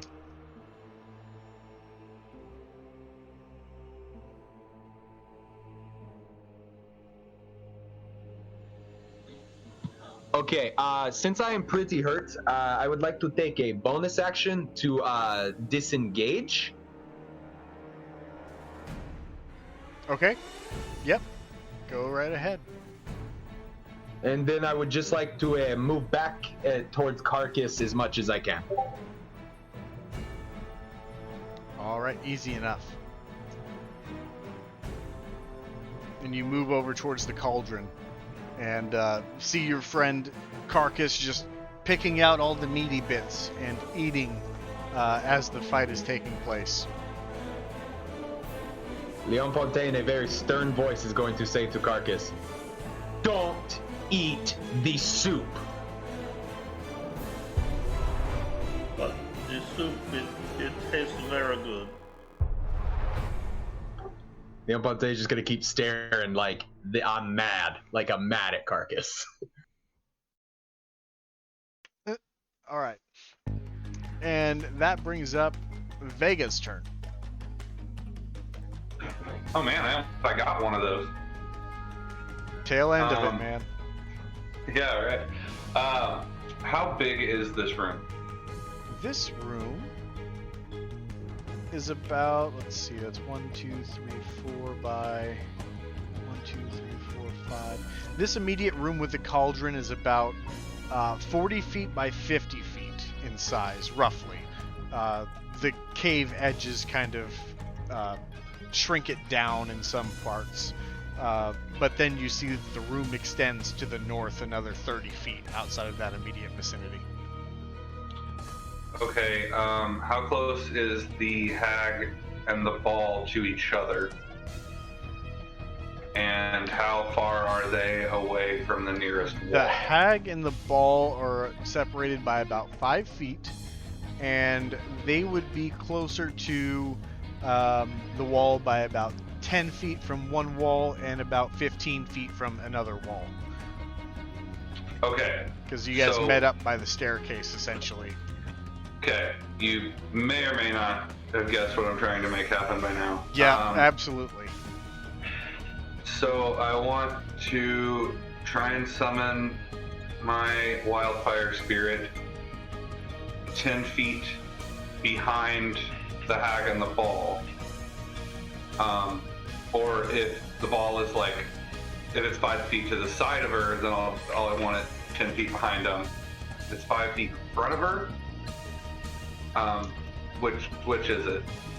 Like, are they on the same line? So it would be away technically from the to the side of her. It's kind of hard to envision, I know.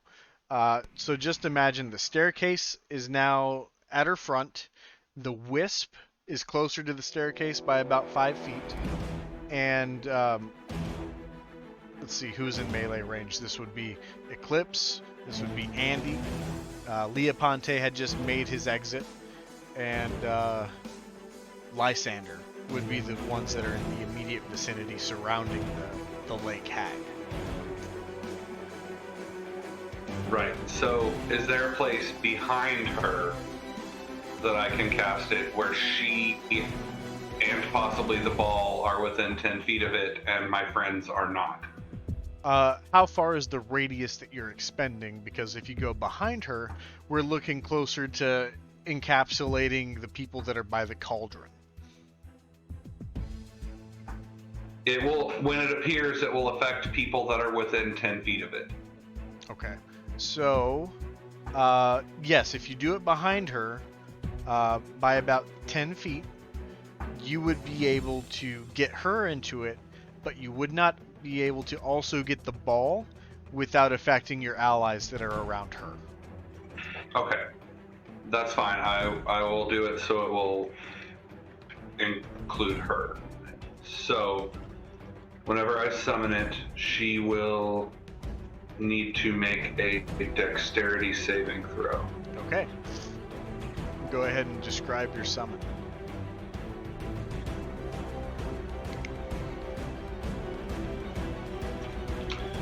You know, I've never really thought of if I say anything when this thing appears, but I think I probably just get a little bit of a spark going at the tip of each of my tusks as I close my eyes and kind of concentrate. And then full actual elephant made of fire will appear 10 feet behind her.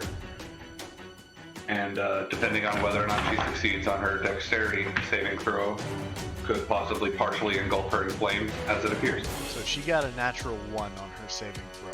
So the way I'm seeing it here is that these little sparks of flame emanate from your tusks, and they shoot out at the word of the summon, and they move in a helix fashion, circulating around until they get to the target area, and then they quickly expand, creating a small explosion as a large flaming elephant appears right behind her about 10 feet away.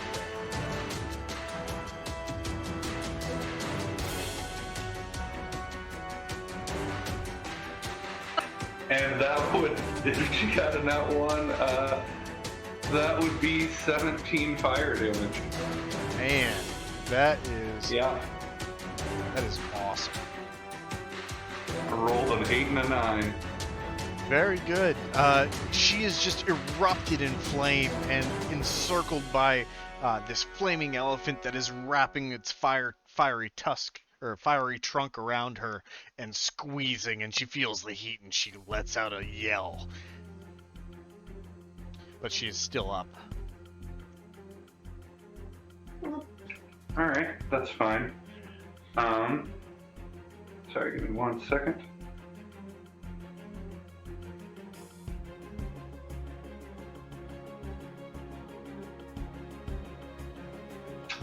Well, you know what? As my bonus action, I will have the Wildfire Spirit cast Flame Seed on the Wisp.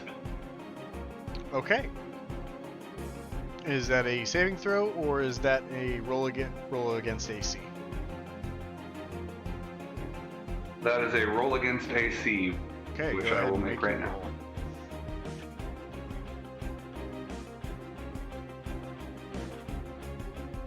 That would be a 19 to hit. That will just hit. Holy shit. Okay, let me roll the damage here.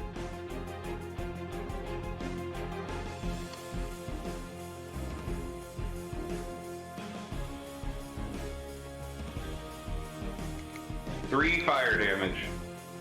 3 fire damage. Very nice. As this flame seed is cast and erupted as it lands against this very tiny orb of light, you see it start to smoke, and the light that illuminates on it is accentuated by the smoke that's created by the fire and creates almost a haze around the object.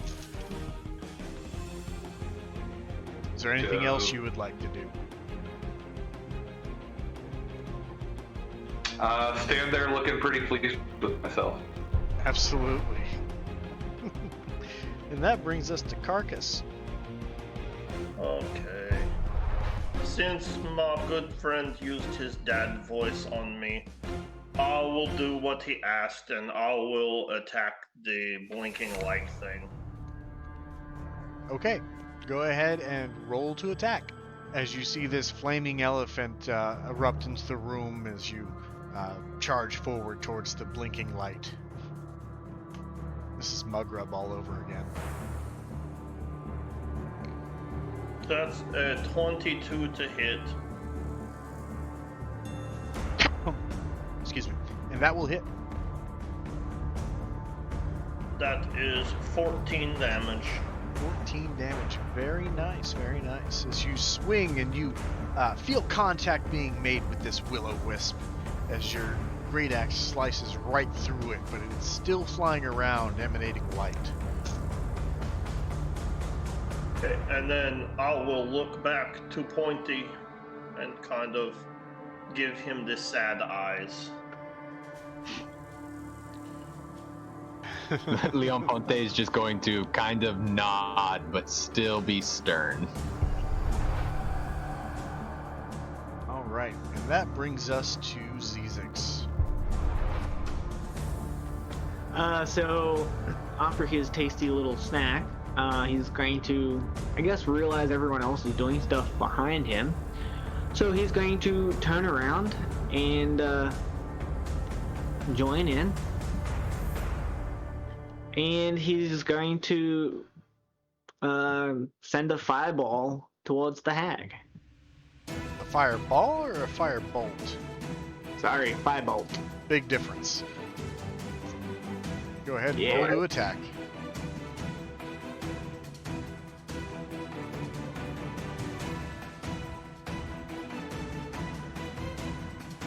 21. 21 will absolutely hit.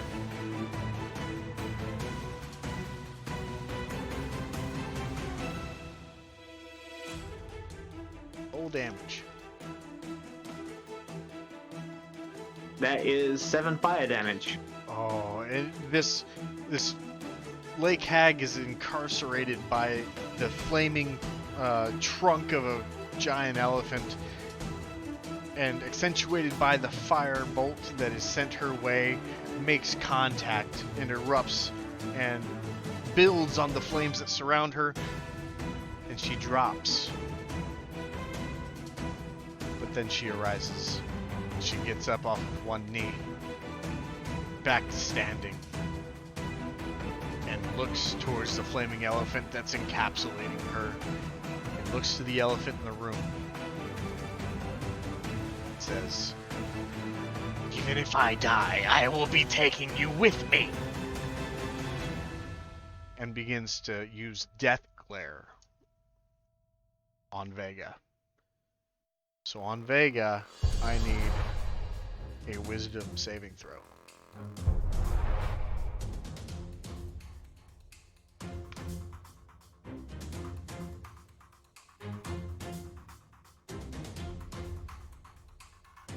That'd be a 22. A 22 is going to be able to save, as her powers are not able to make through the fire magic that currently encapsulates her, and you are saved from the ability which would have dropped you automatically to 0 hit points.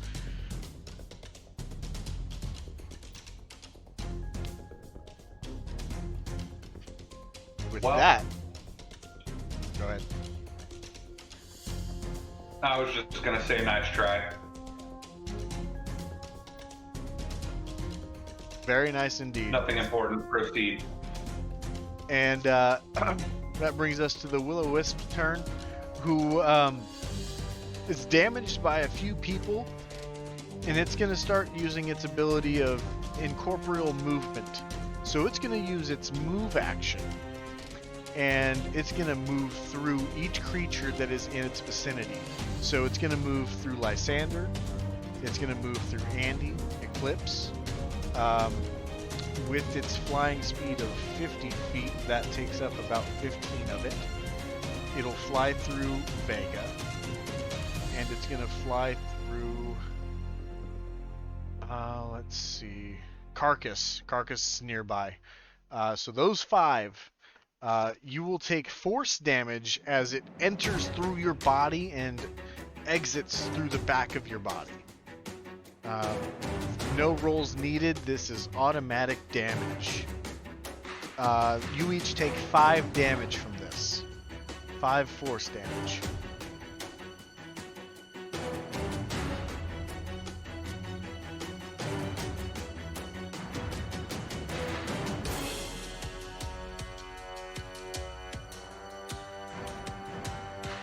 And then as it ends its movement, it's going to use its action. And let's see, it will. The last one that it landed to would have been Vega, as he's furthest away. So it's going to try and use its shocking attack and try to shock Vega. So this is only 14 against your AC.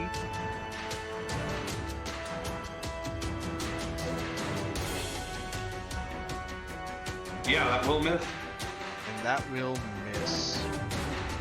Very nice. And that brings us to Eclipse.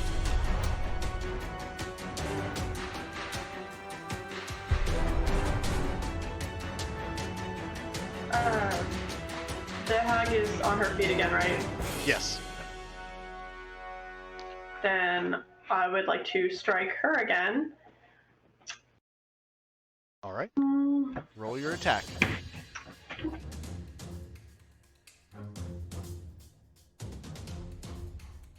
$26 tranches. Absolutely will hit. Don't even bother rolling damages. She's at 1 hit point. Describe your fatality.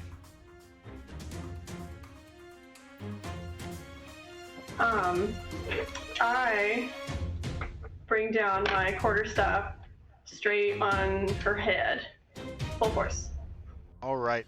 And with a sufficient crack of your quarterstaff as it breaks open her skull and starts bleeding down her forehead, she is knocked unconscious.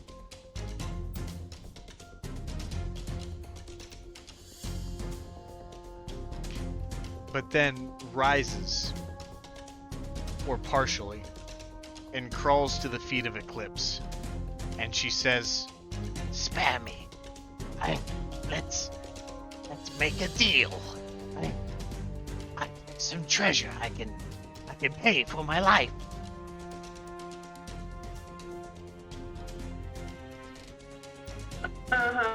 Where is it? It is in a chest at the bottom of the lake.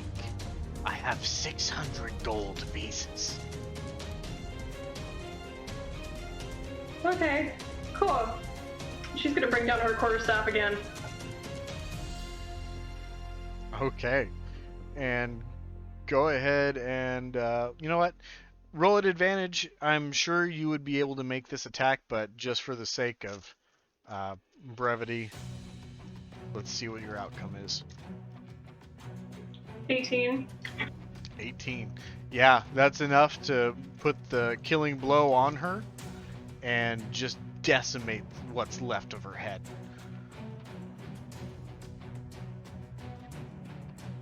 All right. Who wants treasure? And now it's Lysander's turn. We still have that buggy will-o'-the-wisp to deal with, don't we? Sure do. Mm-hmm. Okay, well, I'm gonna put my hunter's mark on that thing instead. And I'm gonna try to swing at it with my longsword. Okay, go ahead and roll to attack.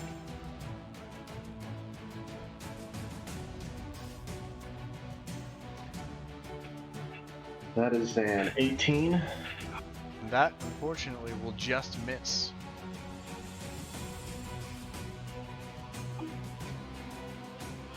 Yeah, naturally. So, okay, to change, I guess that is a bonus action, isn't it? To change the hunter's mark over. Yes.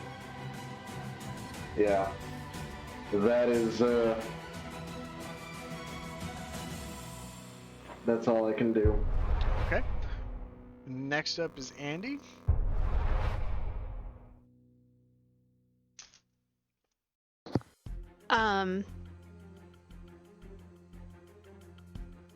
Is there a second? Sorry, is there someone after the hag?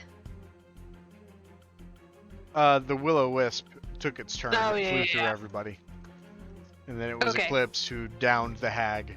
And Yeah, Lysander yeah. just went. I forgot the will-o'-wisp. Okay. I will cast a guiding bolt at the will-o'-wisp. Okay. Roll the attack. That's a 15. A 15, unfortunately, will miss. Okay. Is there anything else you would like to do? Nope, I've already used all my bonus action attacks. Okay. That will bring us to Leah Ponte. Leon Ponte is pretty damn hurt. So, I'm near the cauldron, yes? Yep. Can I kick the cauldron over the opposite direction of my friends? Just to spill it all out. No one else is getting a bowl. You know what I mean? Yeah, for sure. Go ahead and make a strength check, as this cauldron is very large. Very, very large. Got it.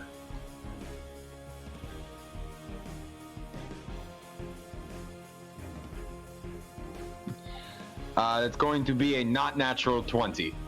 So this cauldron weighs about maybe 60 to 70 pounds. It looks like it holds about 30 gallons of liquid, and you lift it up and you tip it over, and spilling out onto the ground is all of the soup and all of the stew that it had in contents. You guys may have killed the hag witch, but I spilled the soup. I'm all good now. So as you put your hands on this cauldron, it's very hot, but you see that it's inscribed, and there's runes, and it's very intricately designed to show centaurs and satyr people, and they seem to be feasting on this soup, and it looks like there's plenty of people around to partake and holding all of these ladles. Just a very well-designed cauldron. Leon Ponte would simply like to now just take a few steps back and just kind of lick his wounds for a moment as the rest of his friends begin to take down the glowing ball of light. Okay, and we come to Vega. Alright. I will cast Firebolt. I'll cast Firebolt on it. Okay, go ahead and roll to attack.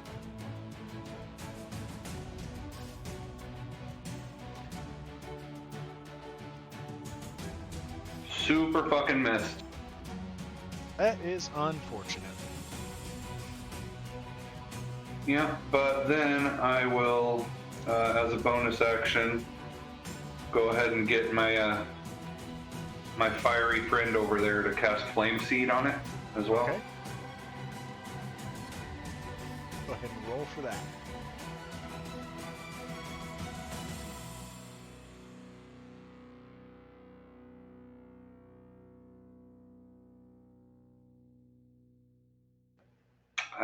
That's a 13.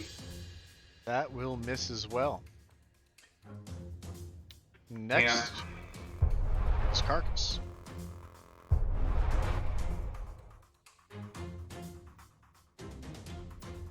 Okay. I will go over and try and hit this thing one more time. Okay, go ahead and roll to attack. That is a 20. That will hit. That is 14 points of damage. Very nice. And you once again try to split it with your great axe, and you're able to make contact with it as you've run over to Vega to try to knock it out of its misery. But unfortunately, it is still up. That is all I can do. Okay. Zizix? Zizix is going to see what Leoponte did and exclaim, What are you doing? The soup! And he's going to turn around and, very frustrated, he's going to shoot another 5 bolts, but towards the wisp. Okay, go ahead and roll to attack.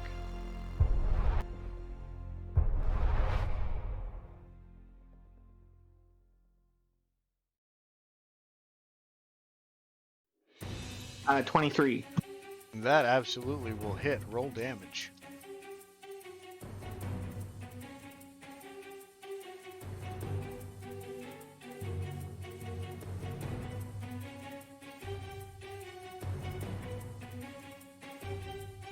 That is 1 fire damage. 1 fire damage, okay.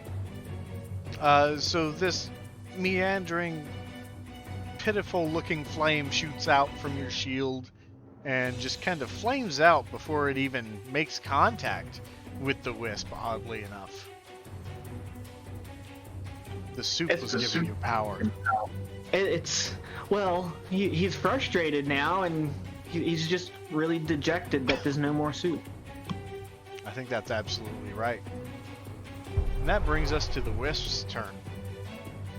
And the wisp is going to use its incorporeal movement and move through those same 5 people again, only ending, I think, at Andy at this point, as people have moved over. So you 5 who took force damage previously will take force damage again. And that is 4 points of force damage.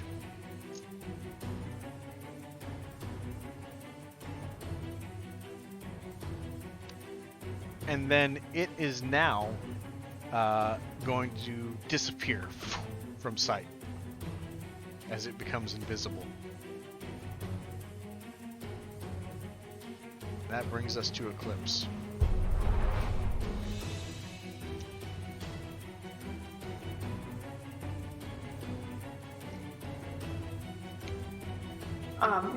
I am gonna try to slash at where it last was. Not really sure if it's still there. Okay, so go ahead and make your attack roll at disadvantage.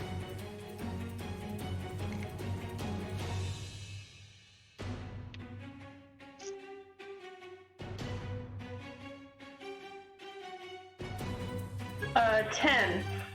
That will miss. Is there anything else you would like to do to try to find this invisible creature?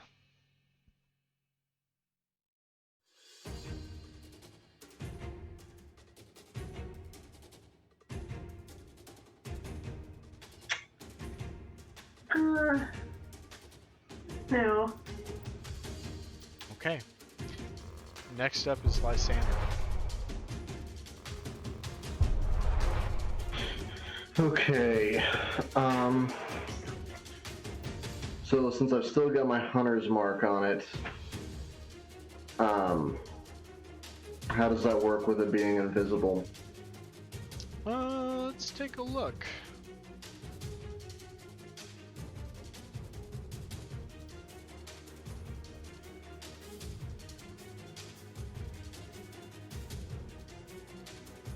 You have advantage on any perception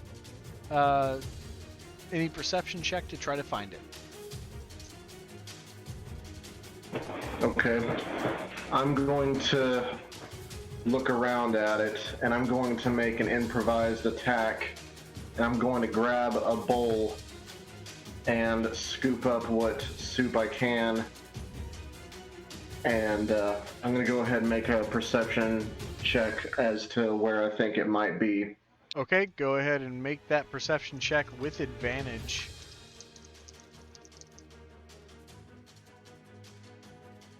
That's a 7. And you're gonna just not be able to see it at all where it is. It had a 27 on its stealth roll with advantage. So you can either cancel the rest of the actions that you had said you were gonna do, or go ahead and try to use them anyway.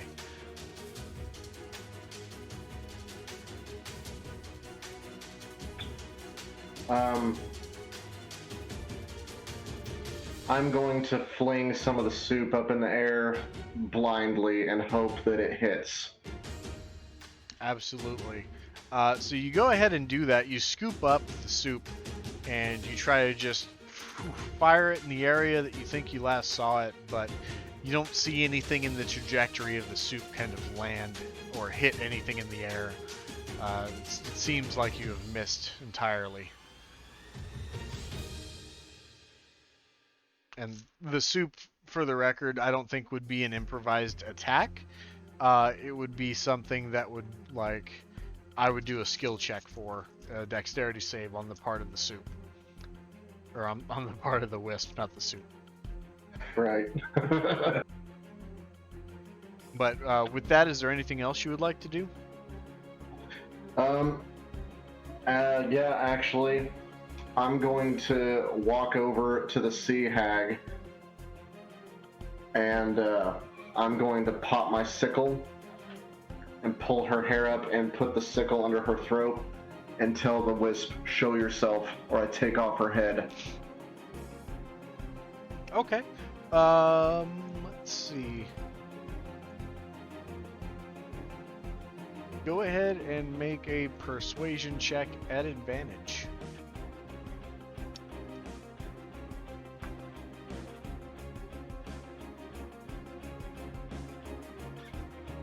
That would be a 19. Okay, very good. So with that, you see the flickering of light reappear, and it moves down closer to your face.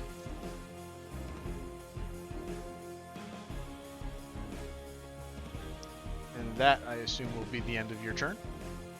Yep, that's all I can do, I think. Okay. And that brings us to Andy.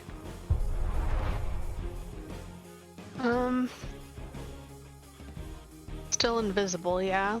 No, it just reappeared in front of Lysander's face as he threatened to decapitate the hag. Okay, so it actually physically appeared. Okay. Yep.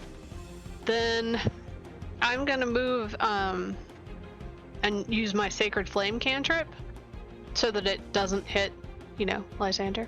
Right. And that'll be a dex save with a DC of 14. Okay, well, it's got a +9, unfortunately, so that's a 15. Lovely. In that case, I can't do anything else. All right. So, moving to next, that brings us to Leah Ponte. Leon Ponte is still rather hurt. He's going to take a shot and try to be very precise and throw his boomerang at the floating light. Okay. go ahead and roll your attack.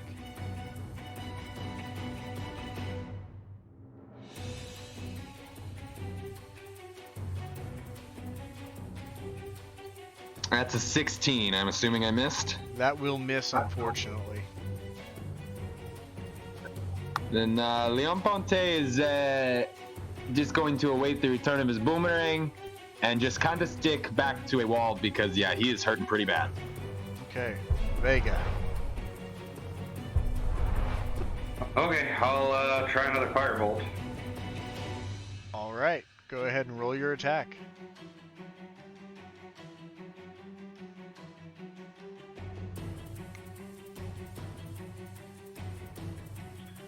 Nope, that missed. And you shoot a firebolt from your trunk, and it just passes through the wisp and nearly hits Lysander in the face, but doesn't. Well, that's good, I suppose. Anything else? Yeah, I'll go ahead and use a bonus action to have my wildfire spirit do flame seed again. Okay, go ahead and roll to attack.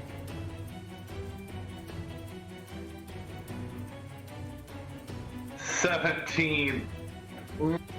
That unfortunately misses as well, as this thing is able to dodge and move out of the way of all fire trajectory that is coming its way. And with that, we move back to the top of the order to Carcass, making it round 4. Okay, I will try to swing on it again. Okay, go ahead and make your attack. That is a 19. That will just hit. Roll your damage. Oh, good. That is 14 damage. 14 damage. This wisp, you cut through it once more, and you are seeing it flutter, and it starts to dim and dim, but then shoots bright as it seems to be on its last legs, if it had them.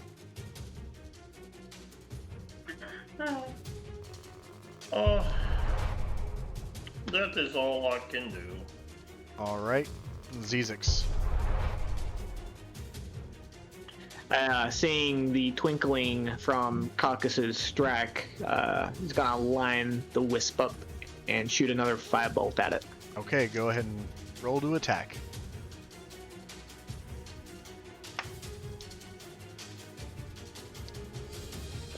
That's a 25. 25. Alright. Go ahead and roll damage.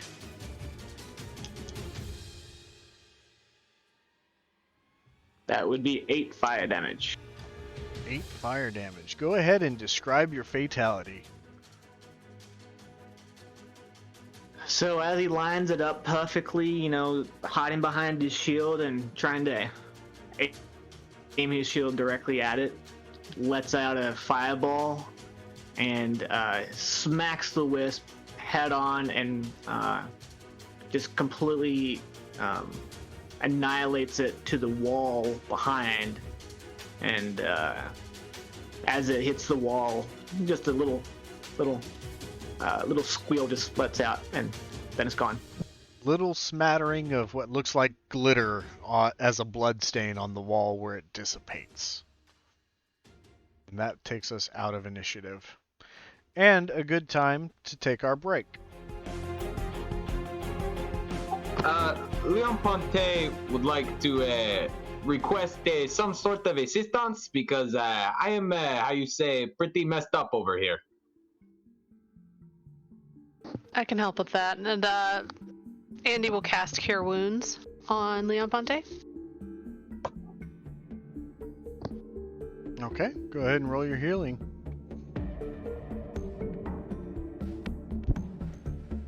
That's going to be 9 total. Oh, hell yeah. Thank you. Very nice. You're welcome. While they are doing that, Are there any chunks of the soup still on the ground? Absolutely. I'll pick up another chunk and eat it. All right. So with the second chunk, go ahead and give me another Constitution saving throw.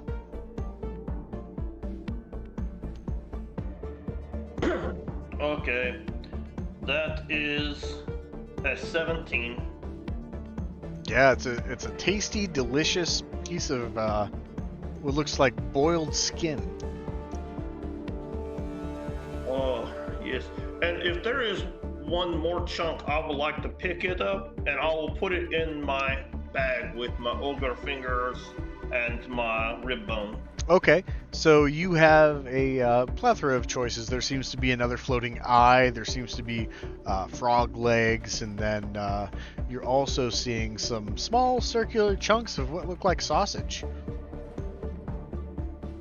Oh, I had the eye, so I think I will take the other one. All right. You go ahead and pick up a few pieces of this sausage. What is everyone else doing?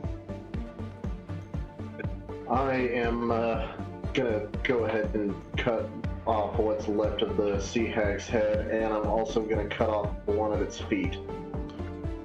Okay, easy enough. Probably takes about 5 to 10 minutes to really get that severed off and being able to dismember this this sea hag, or this lake hag rather. Yeah. What would you guys like to do during this time? Zizix is gonna go over and inspect the bodies to see if there's any kind of stuff on them. Yeah, go ahead and roll investigation.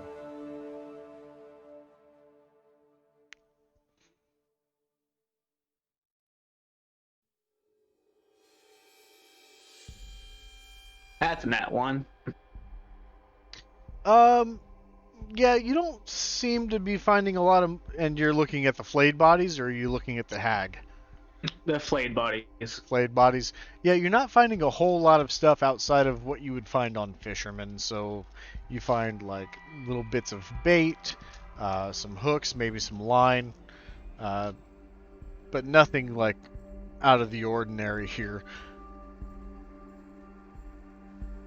Would there be on any one of the bodies just kind of like a little bit of kind of flesh that Zizix could cut off? Absolutely. And he would try and do it sneakily. Okay, go ahead and make a stealth check.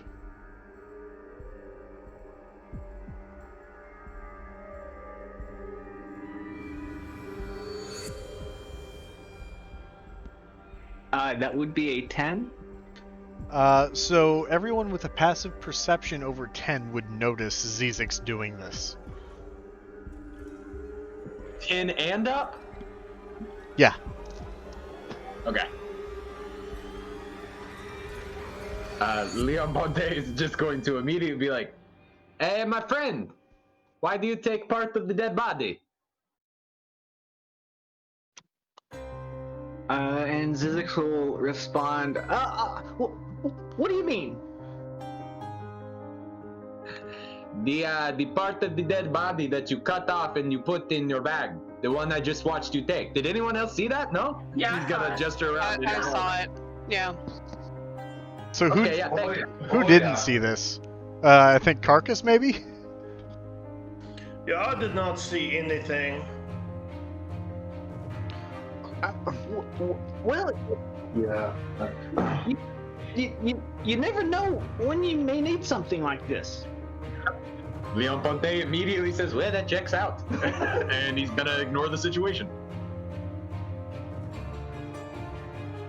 Anybody else would like to lay in their 2 cents here? What was it he cut off? It was a piece of skin. Piece of flesh.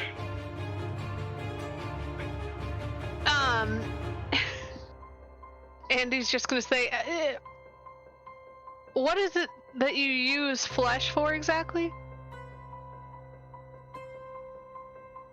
I mean, I would really just prefer not to say at this point in time. Ew. Because it's gross. Yeah, that does kind of reek of dark magic, bud. Do I look like a lich or a warlock or something? Not really, no. That's why I'm asking.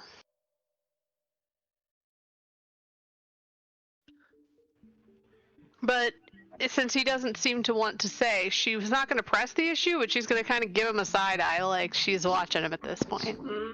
I'm gonna walk up to Andy and go, "Hey, don't worry about it. He's probably just gonna fuck it later." Jesus Christ. Andy's eyes get very wide, and she looks at Vega and says, "Ew." Oh boy. Yeah, that was my thought exactly. I'm not condoning it. I'm just gonna keep cutting off the head and just not even. I figured Not you even would be a little bit close. more involved in what you were doing instead of participating in this. I'm just gonna say, Zizix, that's peculiar even for you.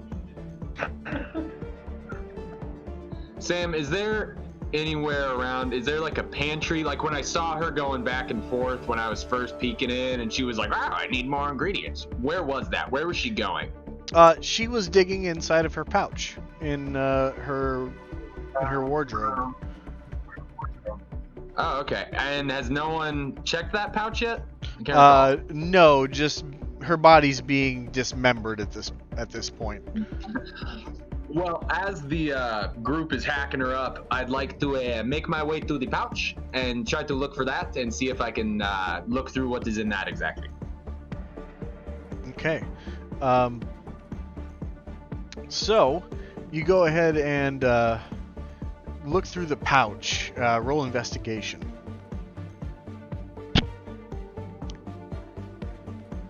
That will be a 17. 17. So, what you find in this pouch is what looks like a pouch of ashes, and then you're finding like severed toes or severed fingers, but then you find also a small piece of rolled parchment. I would like to unroll the parchment. So the parchment seems to read like a recipe, and it says, 1 drop of water will provide the base. 3 toes, 4 eyeballs, and a smattering of skin and intestines to highlight the taste and the blandness this cauldron provides. Leon Ponte would like to keep the ashes and the recipe, but not the toes. Okay. Carcass, you might be looking at Lea Ponte at this point and see that he is discarding severed toes onto the ground. That's okay. They did not come from the soup or from my enemies. That is fair. Eclipse is going to request some assistance. She's kind of hurting. I am out of spells. I got you. I'm in. And I will walk over. Alright, go ahead and take care of your healing.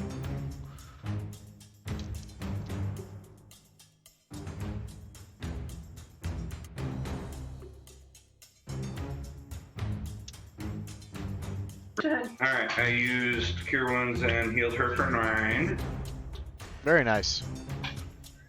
And then I will use my last spell slot to cast Detect Magic and start looking around. Okay. So with that, the only thing that is emanating magic is this cauldron.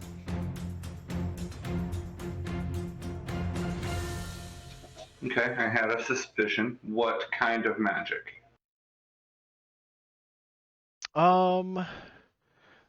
So this would be an aura of conjuration magic.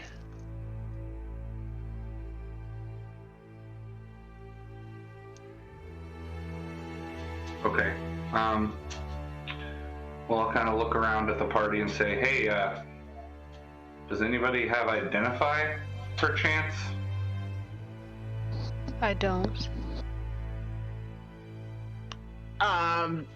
What do you need identified? This cauldron over here is giving off an aura of conjuration magic. Okay. If you can give me 10 minutes, I can figure it out. I'm sure we can do that. All right, and you're going to be casting your spell as a ritual? Yes. All right, so during this time, Lysander would be finished dismembering the body and all that and keeping his trophy. And Zezix, you take the time to do your rain dance around this toppled cauldron. Does anyone else got anything specific they want to resolve during that 10-minute time frame? Not for Leon Ponte, no. Okay. I might suggest someone who might be skilled at this try to draw the faces of these men that are dead here so we can give closure to whoever might have been looking for them. Okay, yeah, you can definitely take note of any distinguishing features on them. You can also try to look them over and try to find any identifying rings or jewelry or anything like that. So you can take the time to do that. Yeah, I'll do that. Okay. If no one else, we can get to what Zezix discovers when he casts Identify. Alright. So, Zezix, you discovered that this cauldron is called the Cauldron of Plenty. It's made of a thick copper that has turned green with age. Is a 4 foot wide, has a mouth of about 3.5 feet in diameter, weighs about 50 pounds, and has a lid on the side as handles, and there are clawed feet at the bottom where it would have just basic legs. And you notice that through your Identify, if you pour water into the cauldron and you stir it for a minute, it transforms it into a hearty hot stew, which can provide one nourishing meal for 4 people per gallon that is put in. So the stew remains hot while it's in the cauldron, and then cools naturally after it's removed. Outside of the cauldron remains safe to touch, which is why Leoponte did not take damage when he toppled it over. But the heat of the stew is still warm on the inside. The cauldron can create stew 3 times a day, and then it ceases to function until the next dawn. And you're kind of measuring out in your head how many gallons this thing can make. And you kind of ascertain that this thing can hold about 30 gallons worth of liquid. So each day it can make food for about 120 people. 3 times a day. We ought to give this cauldron to a town. Yeah, Whoa, for whoa, sure. whoa, whoa. Guys, I haven't explained this to you guys yet. That's fair. So Zizix is going to kind of ponder this for a second. Would he be able to put this in a bag of holding? Do you have a bag of holding that is at least 4 foot wide? 1 sec. I could make one. I will have to check the dimensions on it. 1 sec.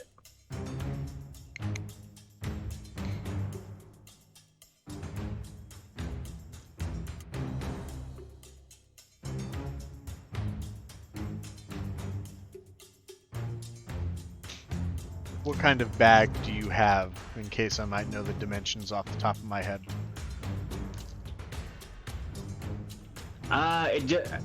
Just with my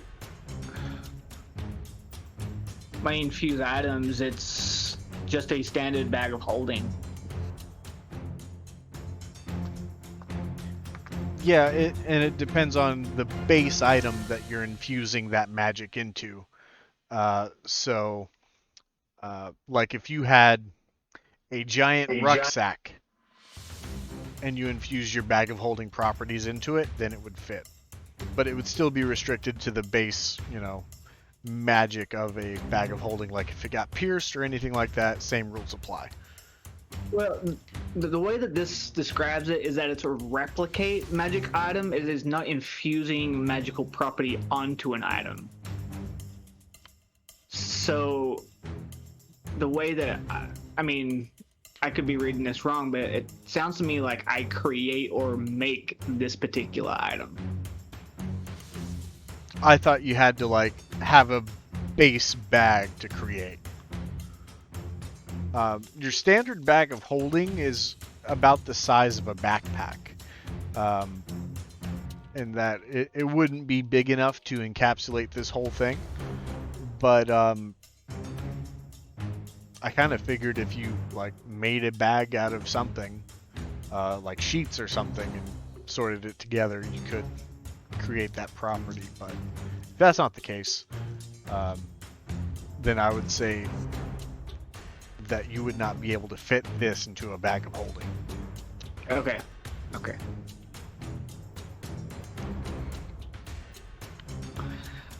So,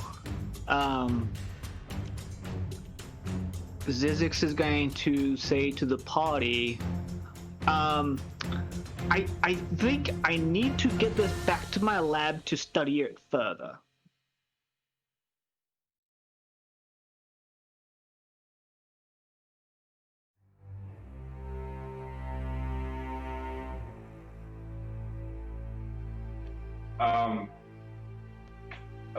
Okay, what did you find out from casting Identify? Well, it's definitely magical. Yeah, I found that out by casting Detect Magic. You casted Identify. What did that tell you? That it can make liquids.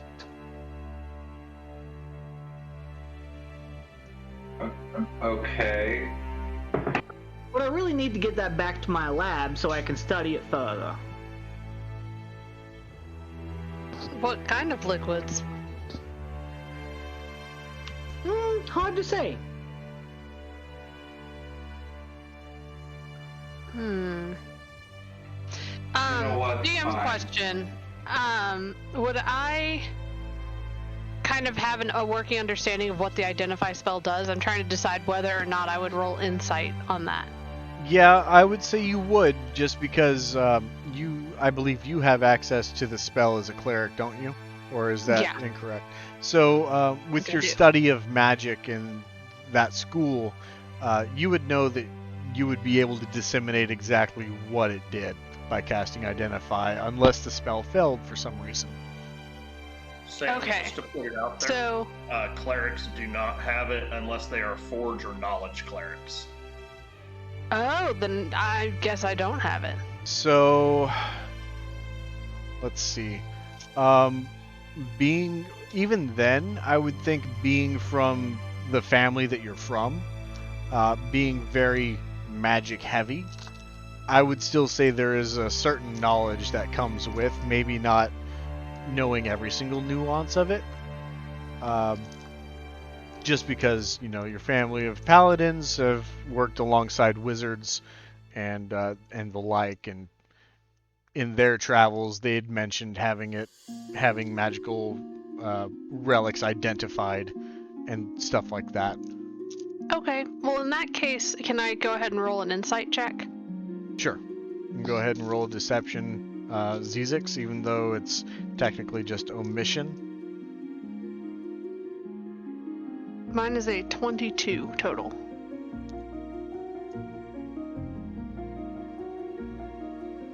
I got an 8. It seems like that this eccentric little gnome is being a little defensive about what it knows.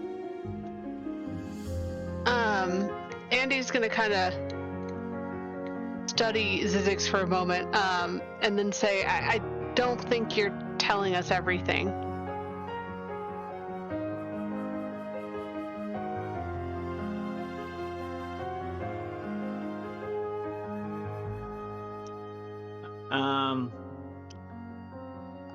Hang on. I need to think how I want to respond. Yeah, Sure, one sure. sec.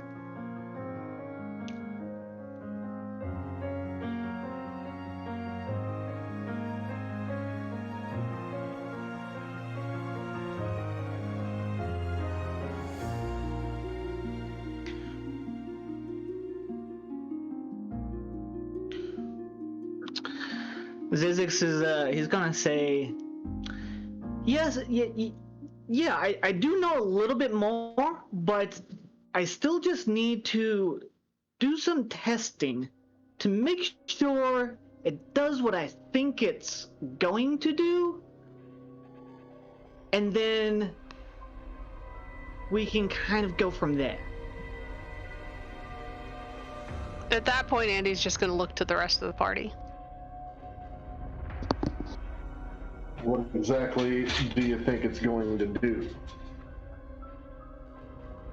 It could potentially feed an entire town.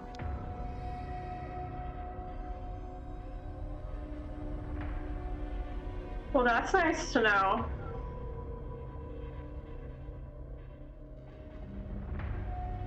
And Yeah, the people here could really compelled use you to that. not share that. What compelled you to not share that information as soon as you found it out? I have my reasons. And James Quincy is gonna come on over and he's gonna say, wait a minute, you mean to tell me that this thing could feed how many people? This is big cauldron. Well, and that's what I need to find out. You know, it doesn't make sense for me to carry this whole thing around if it can only feed one person. Okay. I don't know exactly how much it can hold. Alright, hold on. There's an idea. This is genius. And this is the greatest idea that I think I've ever had, and Leah Ponte could confirm this. But what do you say? Since we have these big hulking people, and he points back to Carcass and Vega, he says, we become a traveling food merchant. It costs us nothing. Leon Ponte will remain silent. We travel from town to town, and we sell this food. And if we sell this food, then, you know, that's profit. We can get water.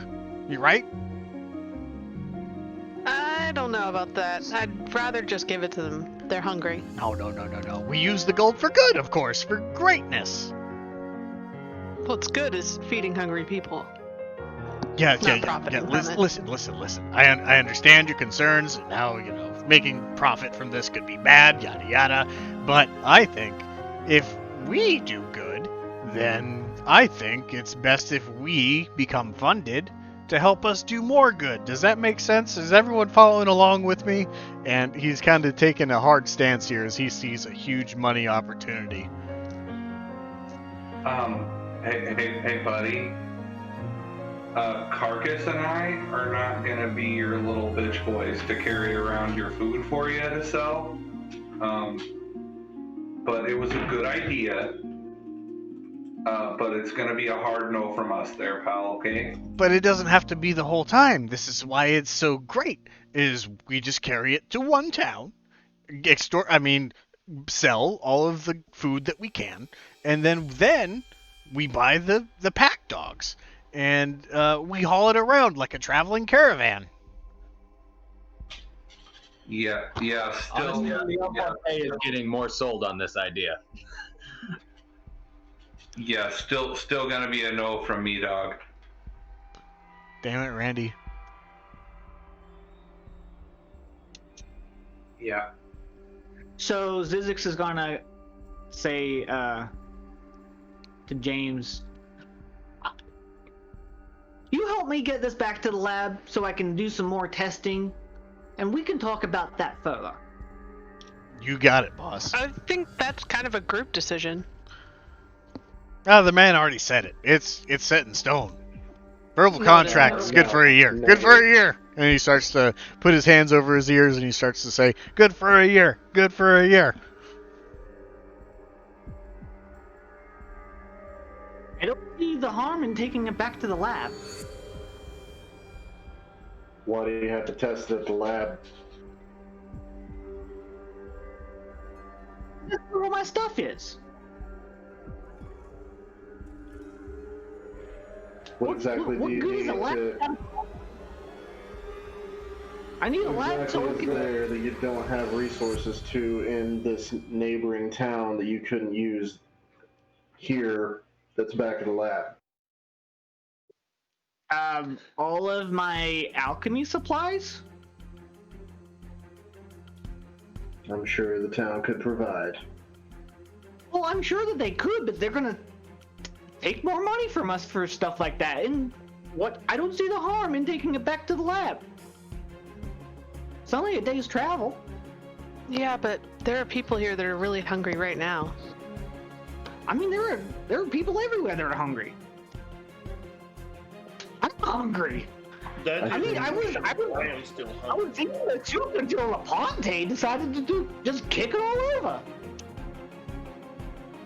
I'm going to get very close to his tiny face and say, it was poisoned. Did you eat it? No, I didn't fucking eat it because it was goddamn poison. Did I die? Sadly, no. Did Caucus die? Cast detect poison. It was definitely poison.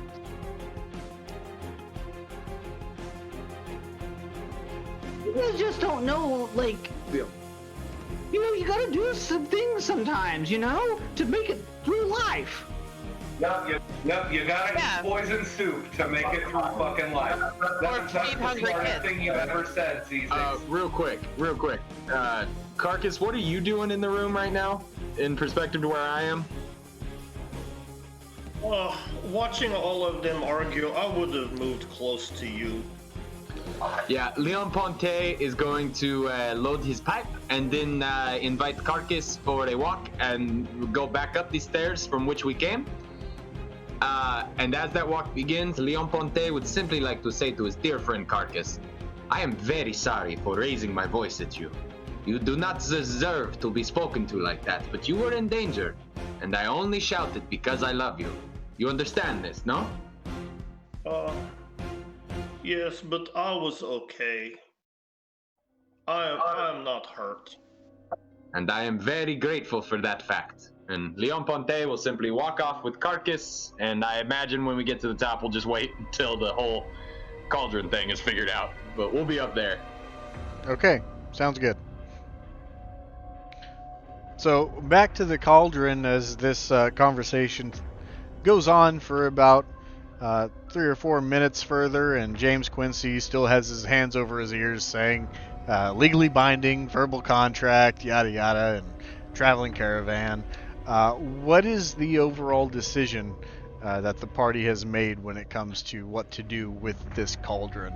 Points have been made that you could do some testing in the current town at a price, as supplies would be needed to be purchased, and as opposed to taking a 4-hour trek north to Caer d'Eneval, where you have sort of a base of operations to really be able to use what tools you already have at your disposal to really investigate the extent of what this can do. Well, my main problem with going back to Caer d'Eneval is that that's the opposite direction we were wanting to go, because the only other plans we had after getting our payday for this was going to Brenchander, correct? To look into that job for Markham, which is the opposite direction. Yeah, and that halfling mentioned that they were talking about more sacrifices or something. Yeah, so our next stop was going to be Brinchander, which is the opposite direction of your fucking lab. So, Zizix, what if your hypothesis is correct? What are your plans with this cauldron once you have concluded what you have already, what's the word, hypothesized, theorized? If what it does is what I think it does, I would like to use it to feed towns for free. And I think that is a noble gesture. But I mean, I'm getting shit from everywhere because I just want to take it back to study some more. So, I mean, if you guys don't want to take it back to the lab, then, it's just gonna stay here. Why is it one or the other? Why can't we bring it with us and just test it whenever we get the chance? Could you imagine the chaos that this thing would bring in a town where they have eaten nothing but knucklehead trout for years? Yeah, if they know what it does, but if we don't advertise that, it's just gonna look like a fucking cauldron. So you think people aren't gonna ask what that is? Or why am I asking for certain supplies? Then we'll say, yeah, it's a fucking cauldron.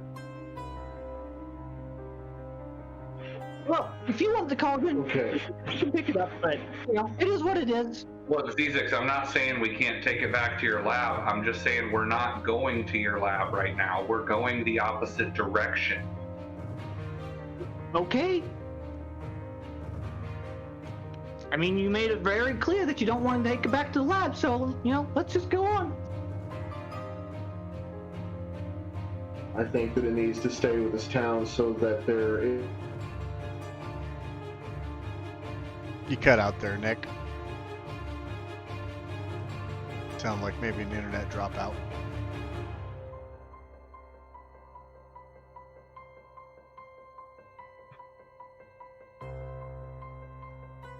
You there?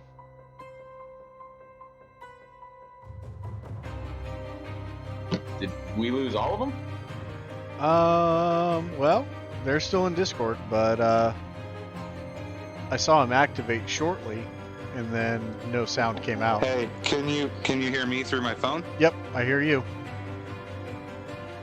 Okay, the conference mic isn't working at the moment, but they're trying to figure it out. Well, worst comes to worst, just close Discord, unplug the mic, plug it back in, reopen Discord in first base steps.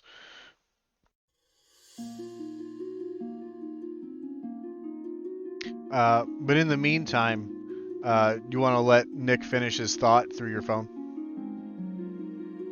Yeah, hold up. Let me unplug my headset and hand it over to him.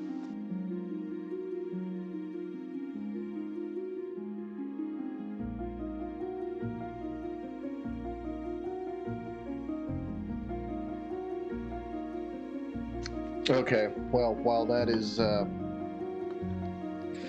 writing itself, I was gonna say, we went on this mission to help out these neighboring towns and the discourse between Caer Dineval and Caer Konig. I believe that this cauldron, would bring a lot of good into both of these towns, and I don't understand why we would need to backtrack for you to conclude your theories whenever we could utilize the resources that would benefit them, and I'm certain that they would help us out in that regard. I'm willing to roll those dice. Okay, then roll those dice. Very good, then. How does everybody else agree? There. Yep, so Vega and Andy and Eclipse. How do you feel about testing it as soon as possible? Oh yeah, I agree. I think this town here needs it very badly. Because then, if this town has it, they can stay out of Caer Dineval's fishing grounds. James Quincy is going to pipe back up. He's going to say, wait a minute. Why does it have to go to East Haven? You know, they're a big town and they have a lot of people, sure, but what if we sell it? And sell it to the highest bidder. Leave it open to everybody. And, have a fair shot of how much they actually care for their people. You can't measure care with money. Sure you can. No, you can't. I believe that you and Leoponte had an agreement as to your presence in this party. Also, I didn't see you stepping up to take out this witch. Well, you agreed to a fee that was between you and Leoponte. Yeah, you're right. I'm, just trying to provide good ideas. Then it's settled. And I'm gonna pick up the cauldron and turn to the rest of the party. Let's get back to town. I would really like to roll insight on the last thing that Quincy said. Just trying to provide good ideas? Yeah, when he said, yeah, you're right. I'm just trying to... Okay, it doesn't yeah. seem like him to just give up like that. All right. Go ahead.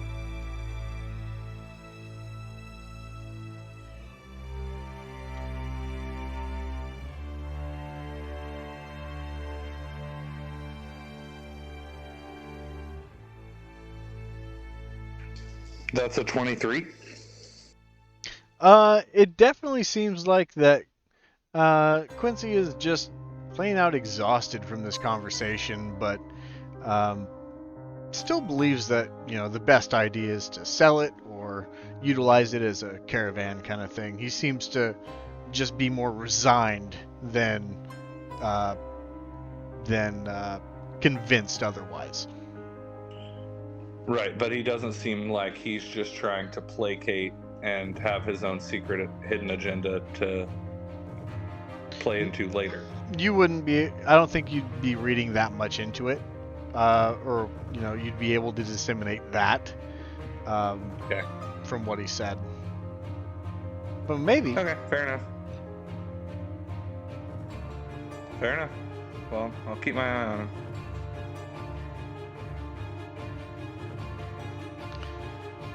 All right, and Lysander, Okay, that well, cauldron. Sorry. You're fine. Go ahead. Lysander, when you go to try to pick up the cauldron, it's a little awkward in its shape to be able to carry solo, even though it's only about 50, 60 pounds. It's definitely going to require two people to carry this thing because of its odd shaping. Yeah, if I notice him struggling with it, I'll walk over to help him.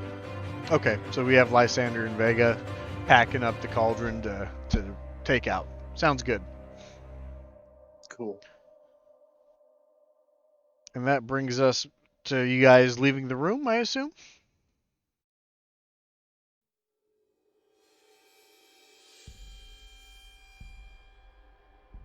And meeting up with Leoponte and Carcass, who have been waiting towards the exit until this situation had been resolved.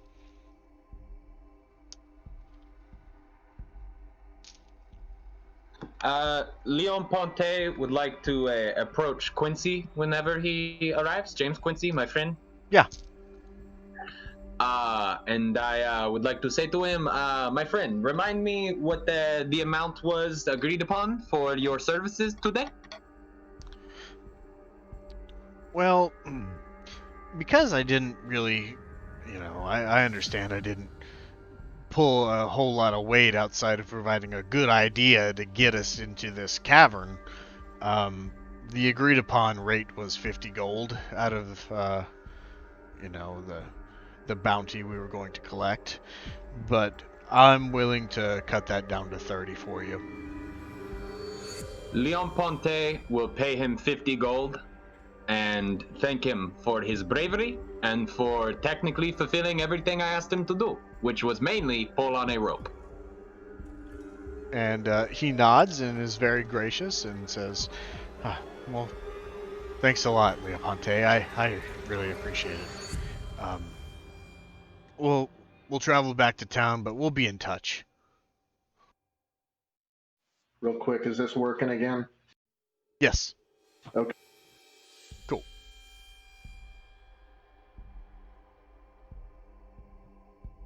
Upon that, Leon Ponte will probably just begin to exit, backtrack out to the cave. Okay. Yeah, I think we're all going to be doing that. So, yeah. Easy enough. And you guys make your way out. And when you get to the waterfall portion, how are you guys going to get the cauldron down? I think that we should tie a rope. You said that it had clawed feet on the bottom? Yes. Yeah, I think we should tie a rope to one of the feet and lower it down to somebody below. Let somebody go first. Okay. Let's go ahead and just make a survival check and we'll call it good.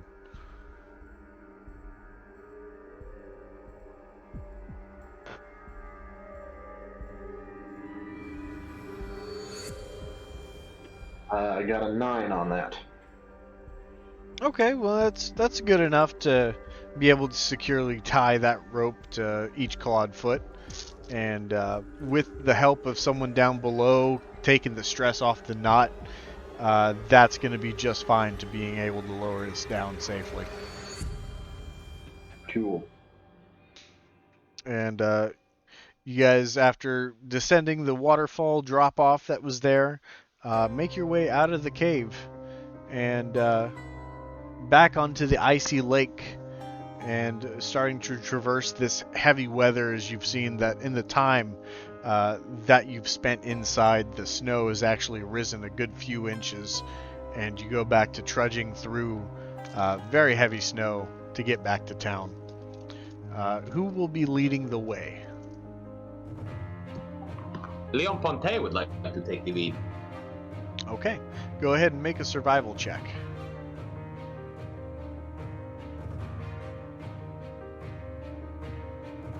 That will be a 15.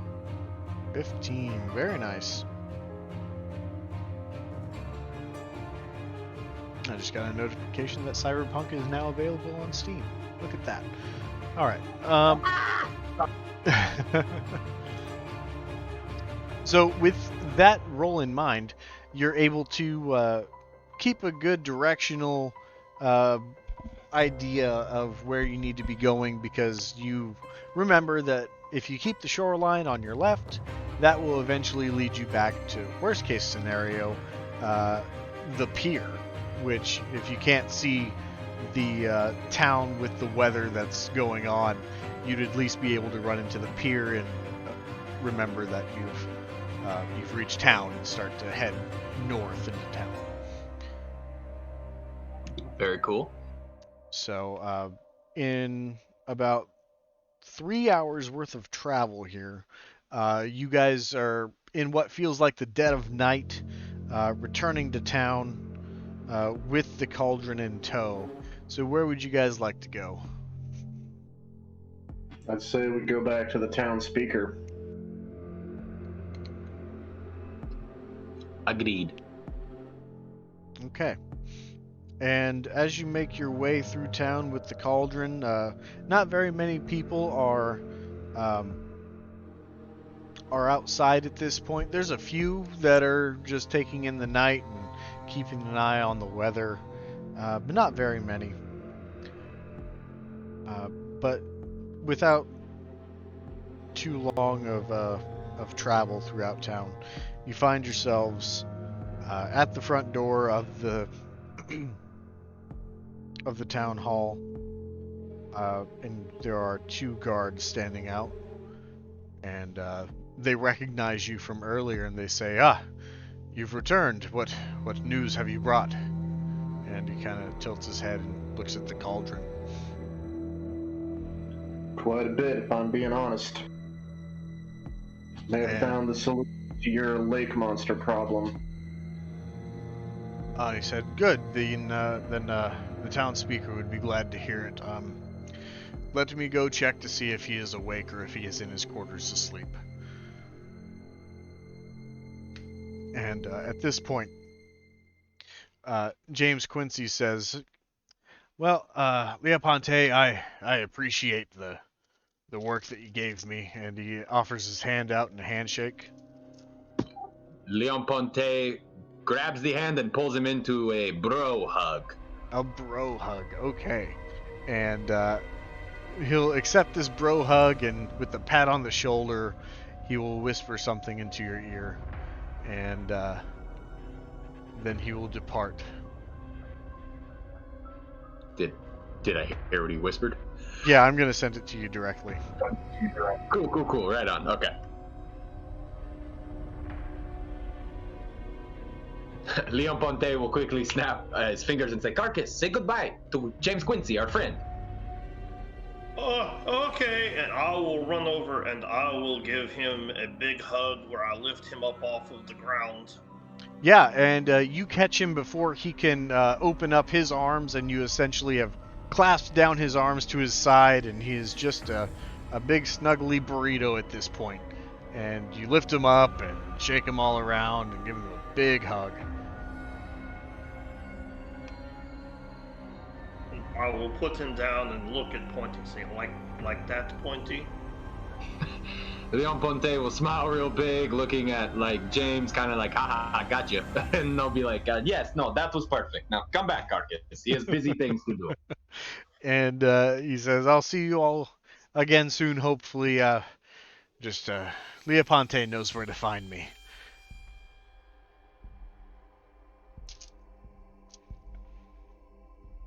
And as he is departing, he makes a slight nod to the guard that is left standing close at the front of the town hall. And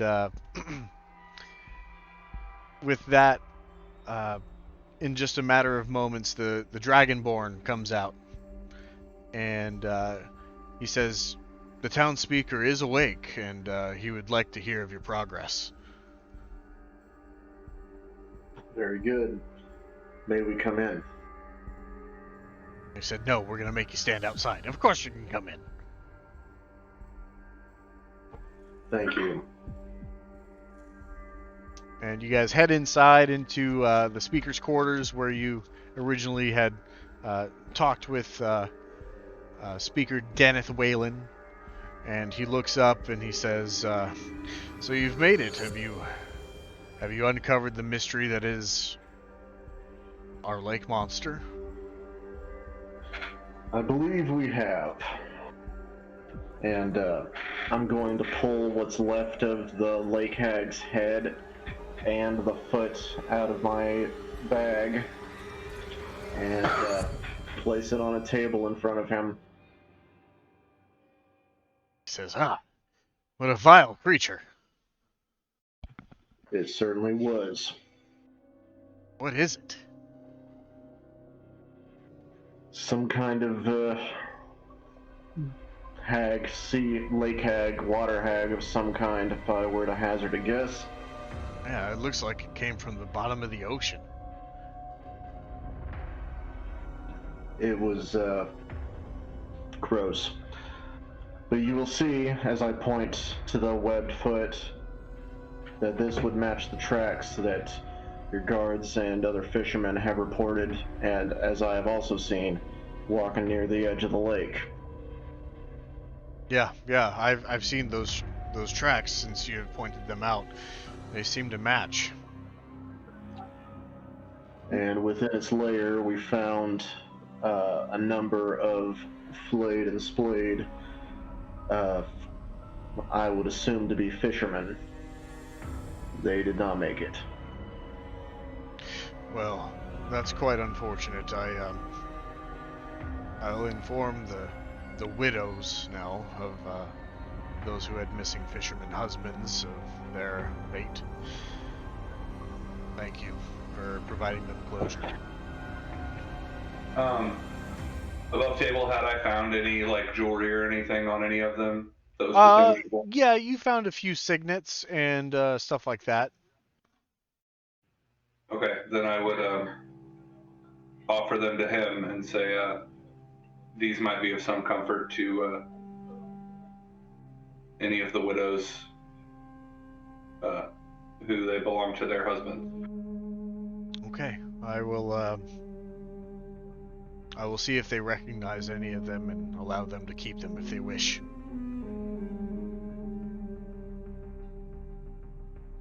Hopefully, that was the only one. It's been quite a day, to say the least. Fingers crossed that that's true, friend. I believe there is some payment in order here. And he pulls up this chest, and he pulls out 2 sacks that have 100 gold apiece. And he says, while the agreed upon price was 250 gold, I have here 200 gold and this red ruby is valued at 75. I hope that may compensate in place of the liquidated coin that I have come up short on. Leon Ponte is willing to take the ruby as his share and let everyone else split the gold. We'll get to that. I have no problem with that.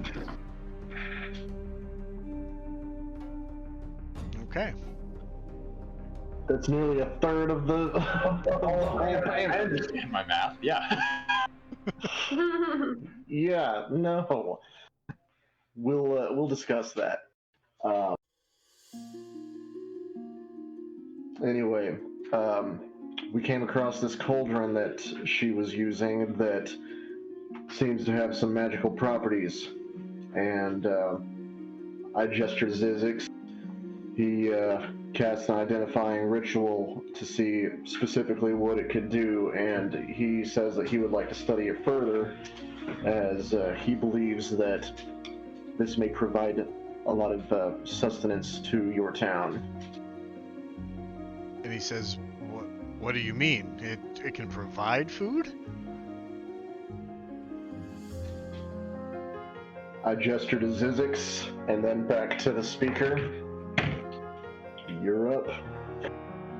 Zizix will say, well, I still need to experiment to see how it works and why it works, but that's the general gist of it, yeah. So what do you do?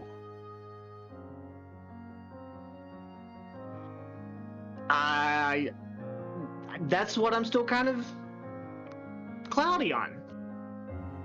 Huh. Okay, well, that's a pretty nice cauldron. It's very intricate. I can tell that it might be a little magical just by looking at it. It's interesting. I wonder, do you mind if we try cooking something in it now? I mean, that's up to you guys. If something bad happens, I take no responsibility.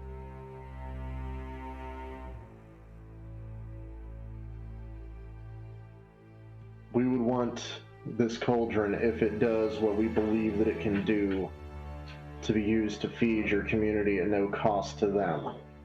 At no cost. Okay. Well, and he pulls out his ledger from his book, and he says, well, I guess that all is dependent on what it costs to create this food. If it's, if we have to sacrifice pig blood, well, pig blood's not free, and we have to, and he goes into this rant about, like, whatever the magical ingredients happen to be, will dictate whether or not he will have to charge, though charge a low fee depending on how many he can feed. He has to balance the books, you see. Then, in lieu of the payment that you could not provide fully, because I believe that it was 300 gold, I hope that you would provide the materials to assist my friend here to experiment on as he will. Yeah, if you would like to experiment on it tonight, I can definitely see what we have in store to be able to make that accessible to him. Zizix, what say you? Well, I gotta be real honest. I'm very nervous about having something like this in a town of starving people. If wind gets out on this, I'm concerned there's going to be a riot. So, if there is a place where I can work in solitude to do some experiments, I'm more than happy to do it here. But I really just won't feel tremendously safe unless it's at my own lab. Well, I think you are absolutely correct. Um, Solitude and secrecy is going to be the utmost importance in this matter. Um, I think it's probably a sign of good fortune that you arrived with this cauldron in the dead of night. We can set you up in the barracks and wheel out any guards that may be sleeping there and refer them to their actual homes, and you can work there for the night.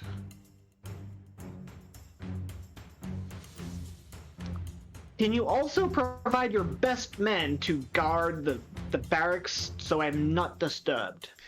We have our best on the outside of our town hall. If you can provide nothing but the best, then I can get to work. We are the best town short of Bryn Shander, and some say that's not even true. What? Okay. So he calls into the Dragonborn, and he calls to him to say, please evacuate the garrison bedrooms and make way for this cauldron. Move all the furniture to the sides of the room. Give them plenty of space. We don't know exactly what this can do. And Brockus says, we'll be done. And he leaves the room.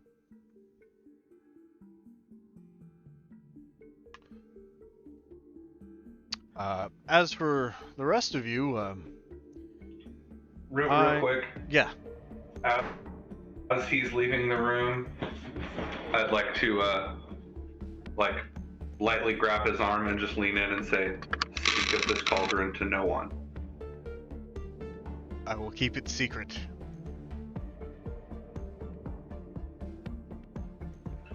Thank you. And on that, I would also turn to Leoponte. Can we trust your friend's silence? I can trust his silence. He will not cross me. I promise you that. Good enough for me. Leon Ponte would also like to ask, so, it was kind of the group plan to hire some extra muscle, and I wound up paying the entire fee, and I poisoned the soup, and I did the sneaky and put myself in the danger. And I was wondering if we were going to divvy up the gold sometime soon?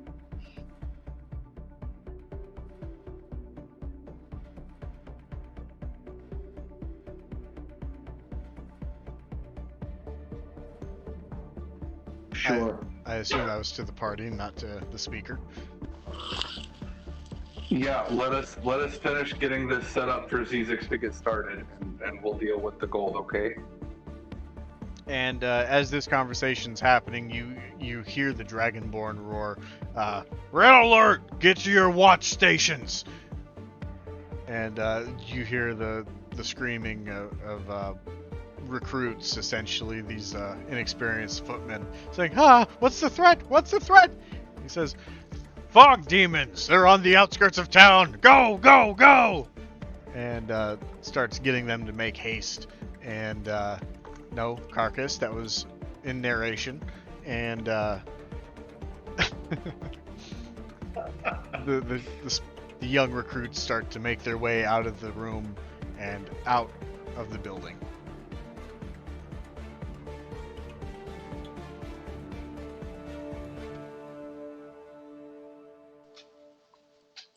Oh shit. And Baracus comes back and he says, they'll be attacking the fog for a while, but they're taken care of. The room is free.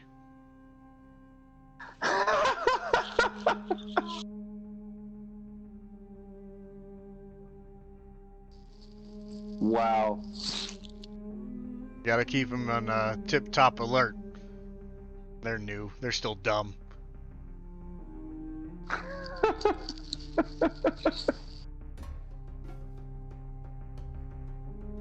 So, with that, Baracus offers his assistance in moving the cauldron into the room and getting everything set up for Zizix. Zizix, who would you like in the room with you while you experiment? Nobody. Okay. The town speaker will ask you, what supplies do you need? I believe I'll need some alchemy supplies and maybe some manuscript so I can write down my findings. Okay. Any raw material outside of your alchemy supplies? Possibly water. Good. Baracus, Just so supply him and, with a barrel. And then maybe some wood to start a fire, so I can, have my beakers and stuff how I need them. And he says that is no issue at all. Great. Then I'll head over there and start my work. Okay. And while that's going on, what would the party like to do? Would you guys like to retire to the inn for the night? Or what's the plan? Yeah, I think we could all use some sleep. I'm sure Leoponte would very much like for us to divvy up the gold first, but we can do that at the end. Yeah, easy enough. So you guys make your way out. Zizix stays behind. Before we do that, I want to have a conversation with Zizix real quick. Okay. Go ahead. So, you want that piece of Chardolin from Leoponte? We might be able to get it quicker than our job at Bryn Shander. Now, we're not going to be able to split this ruby up evenly, but the way I figure it, 7 people, 275 gold, that's 33 gold apiece roughly. Let's say we take this ruby as our share and we trade it to him, even trade for the Chardolin, and give him his share of the gold. Well, I mean, I already said that I'd pay him 40 gold and then whatever the other share from the other job was. So I think this one kind of covers that. So I don't see a problem with just giving him the gold. I mean, if I can get that Chardolin crystal tonight, I could begin work on something that will help me with my experiments.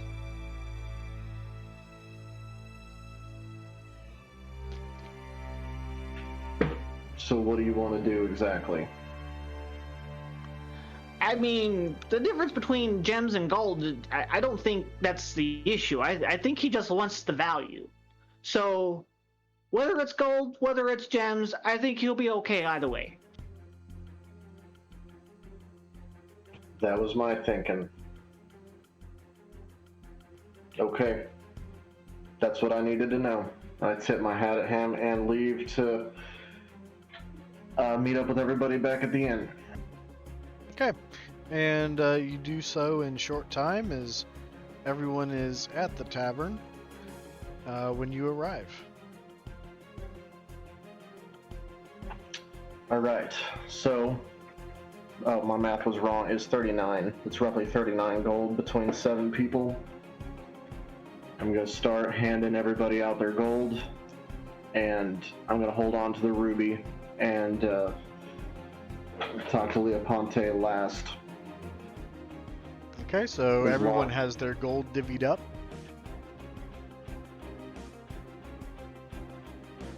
Sorry, go ahead. No, that's good. So, Leoponte, could I have a word, please? Oui. Leon Ponte stands up and gestures Lysander to follow him outside so he may smoke his pipe. I'll follow him out. Is Carcass coming with you? I did not signal for him, but you know, he is his own man. Is Carcass going with them? That depends. Is there any food already on the table? Nothing that you've purchased so far. Other people Yes, might I have some don't- food. I don't purchase the food, I just eat it. Then yes, I will quietly go with them. Okay. You find yourselves outside in the very cold winter night. All right.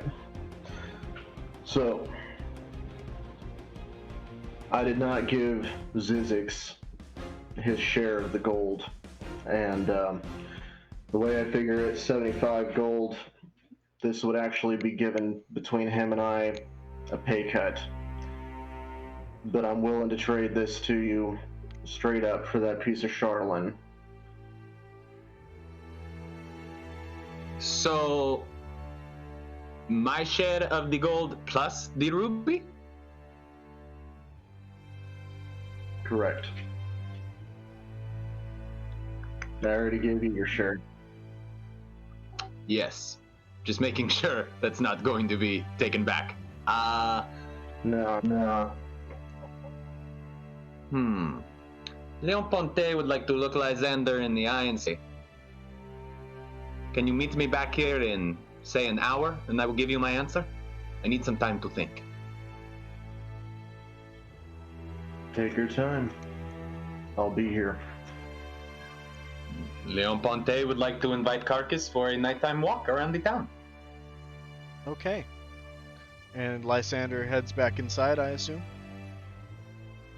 Yep. Okay. Where would you like to go, Leoponte? I would simply like to walk around the town, making the small talk with Carcass, and you know the people that have been spotting me town to town. I'd like to keep an eye open for anyone I recognize or see if I am being followed. So, who do you find but Timmy the Tooth, who has made his way to East Haven? I am so thrilled to see Timmy the Tooth. Hey there, Leoponte. What's going on, buddy? Oh, Timmy the Tooth. It is so good to see you, my friend. It's very good to see you, too, and may I say, I had a talk with James Quincy, and he had some very interesting things to say. Oh, and what is it that James Quincy told you, Timmy the Tooth? Well, let me just tell you this. Timmy the Tooth, me, had a conversation with James Quincy. And well, James Quincy thinks that there's a big score to be had.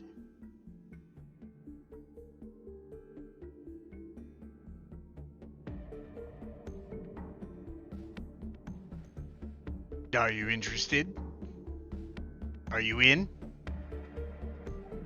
I'm so sorry, I had a headphone malfunction. Can you repeat that?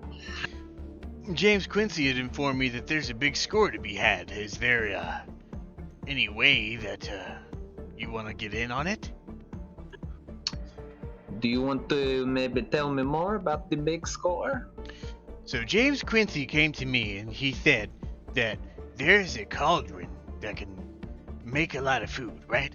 And he said that we can go around and get our finest people to steal it. And then we can sell it to the highest bidder. Or we can go and then we can go ahead and, create a caravan of sorts. Leon Ponte looks to Carcass to see how he feels about the plan. Say, what do you think, my friend? Oh, I don't know, but would we have to share the money? Any money that we make would be split evenly upon everyone who's taking in this endeavor. James Quincy has left, and he went to Targos to go inform some clientele that may be interested. Leon Ponte will lean into Timmy the Tooth and say, Timmy, can you give me like an hour to think about this? Of course.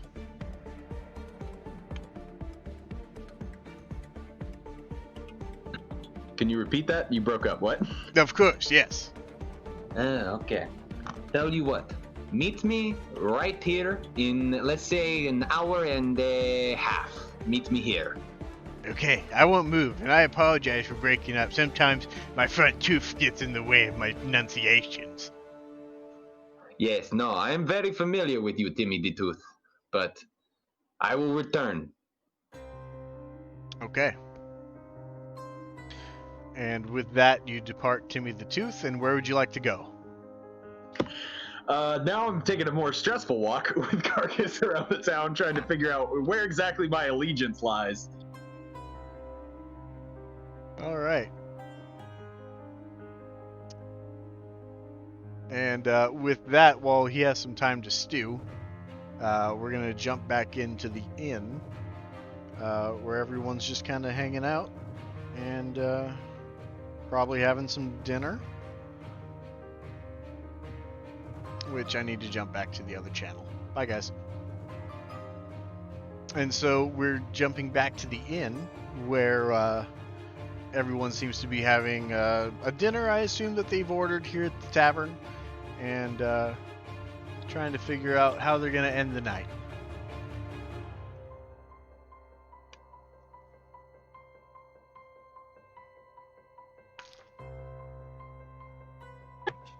I'll be waiting on Leoponte's return.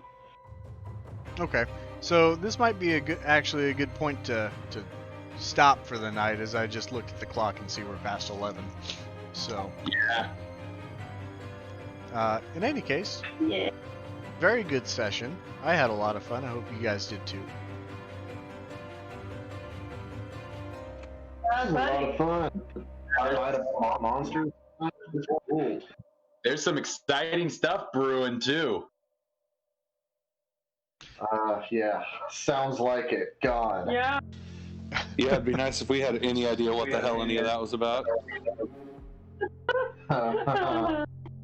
Yeah, no kidding. Unless you guys had audio on during the stream. Nope, just Discord, which we were cut out of. That's alright, it's just Timmy the Tooth.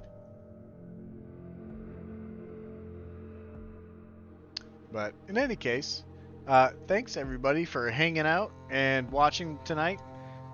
Thanks for Al.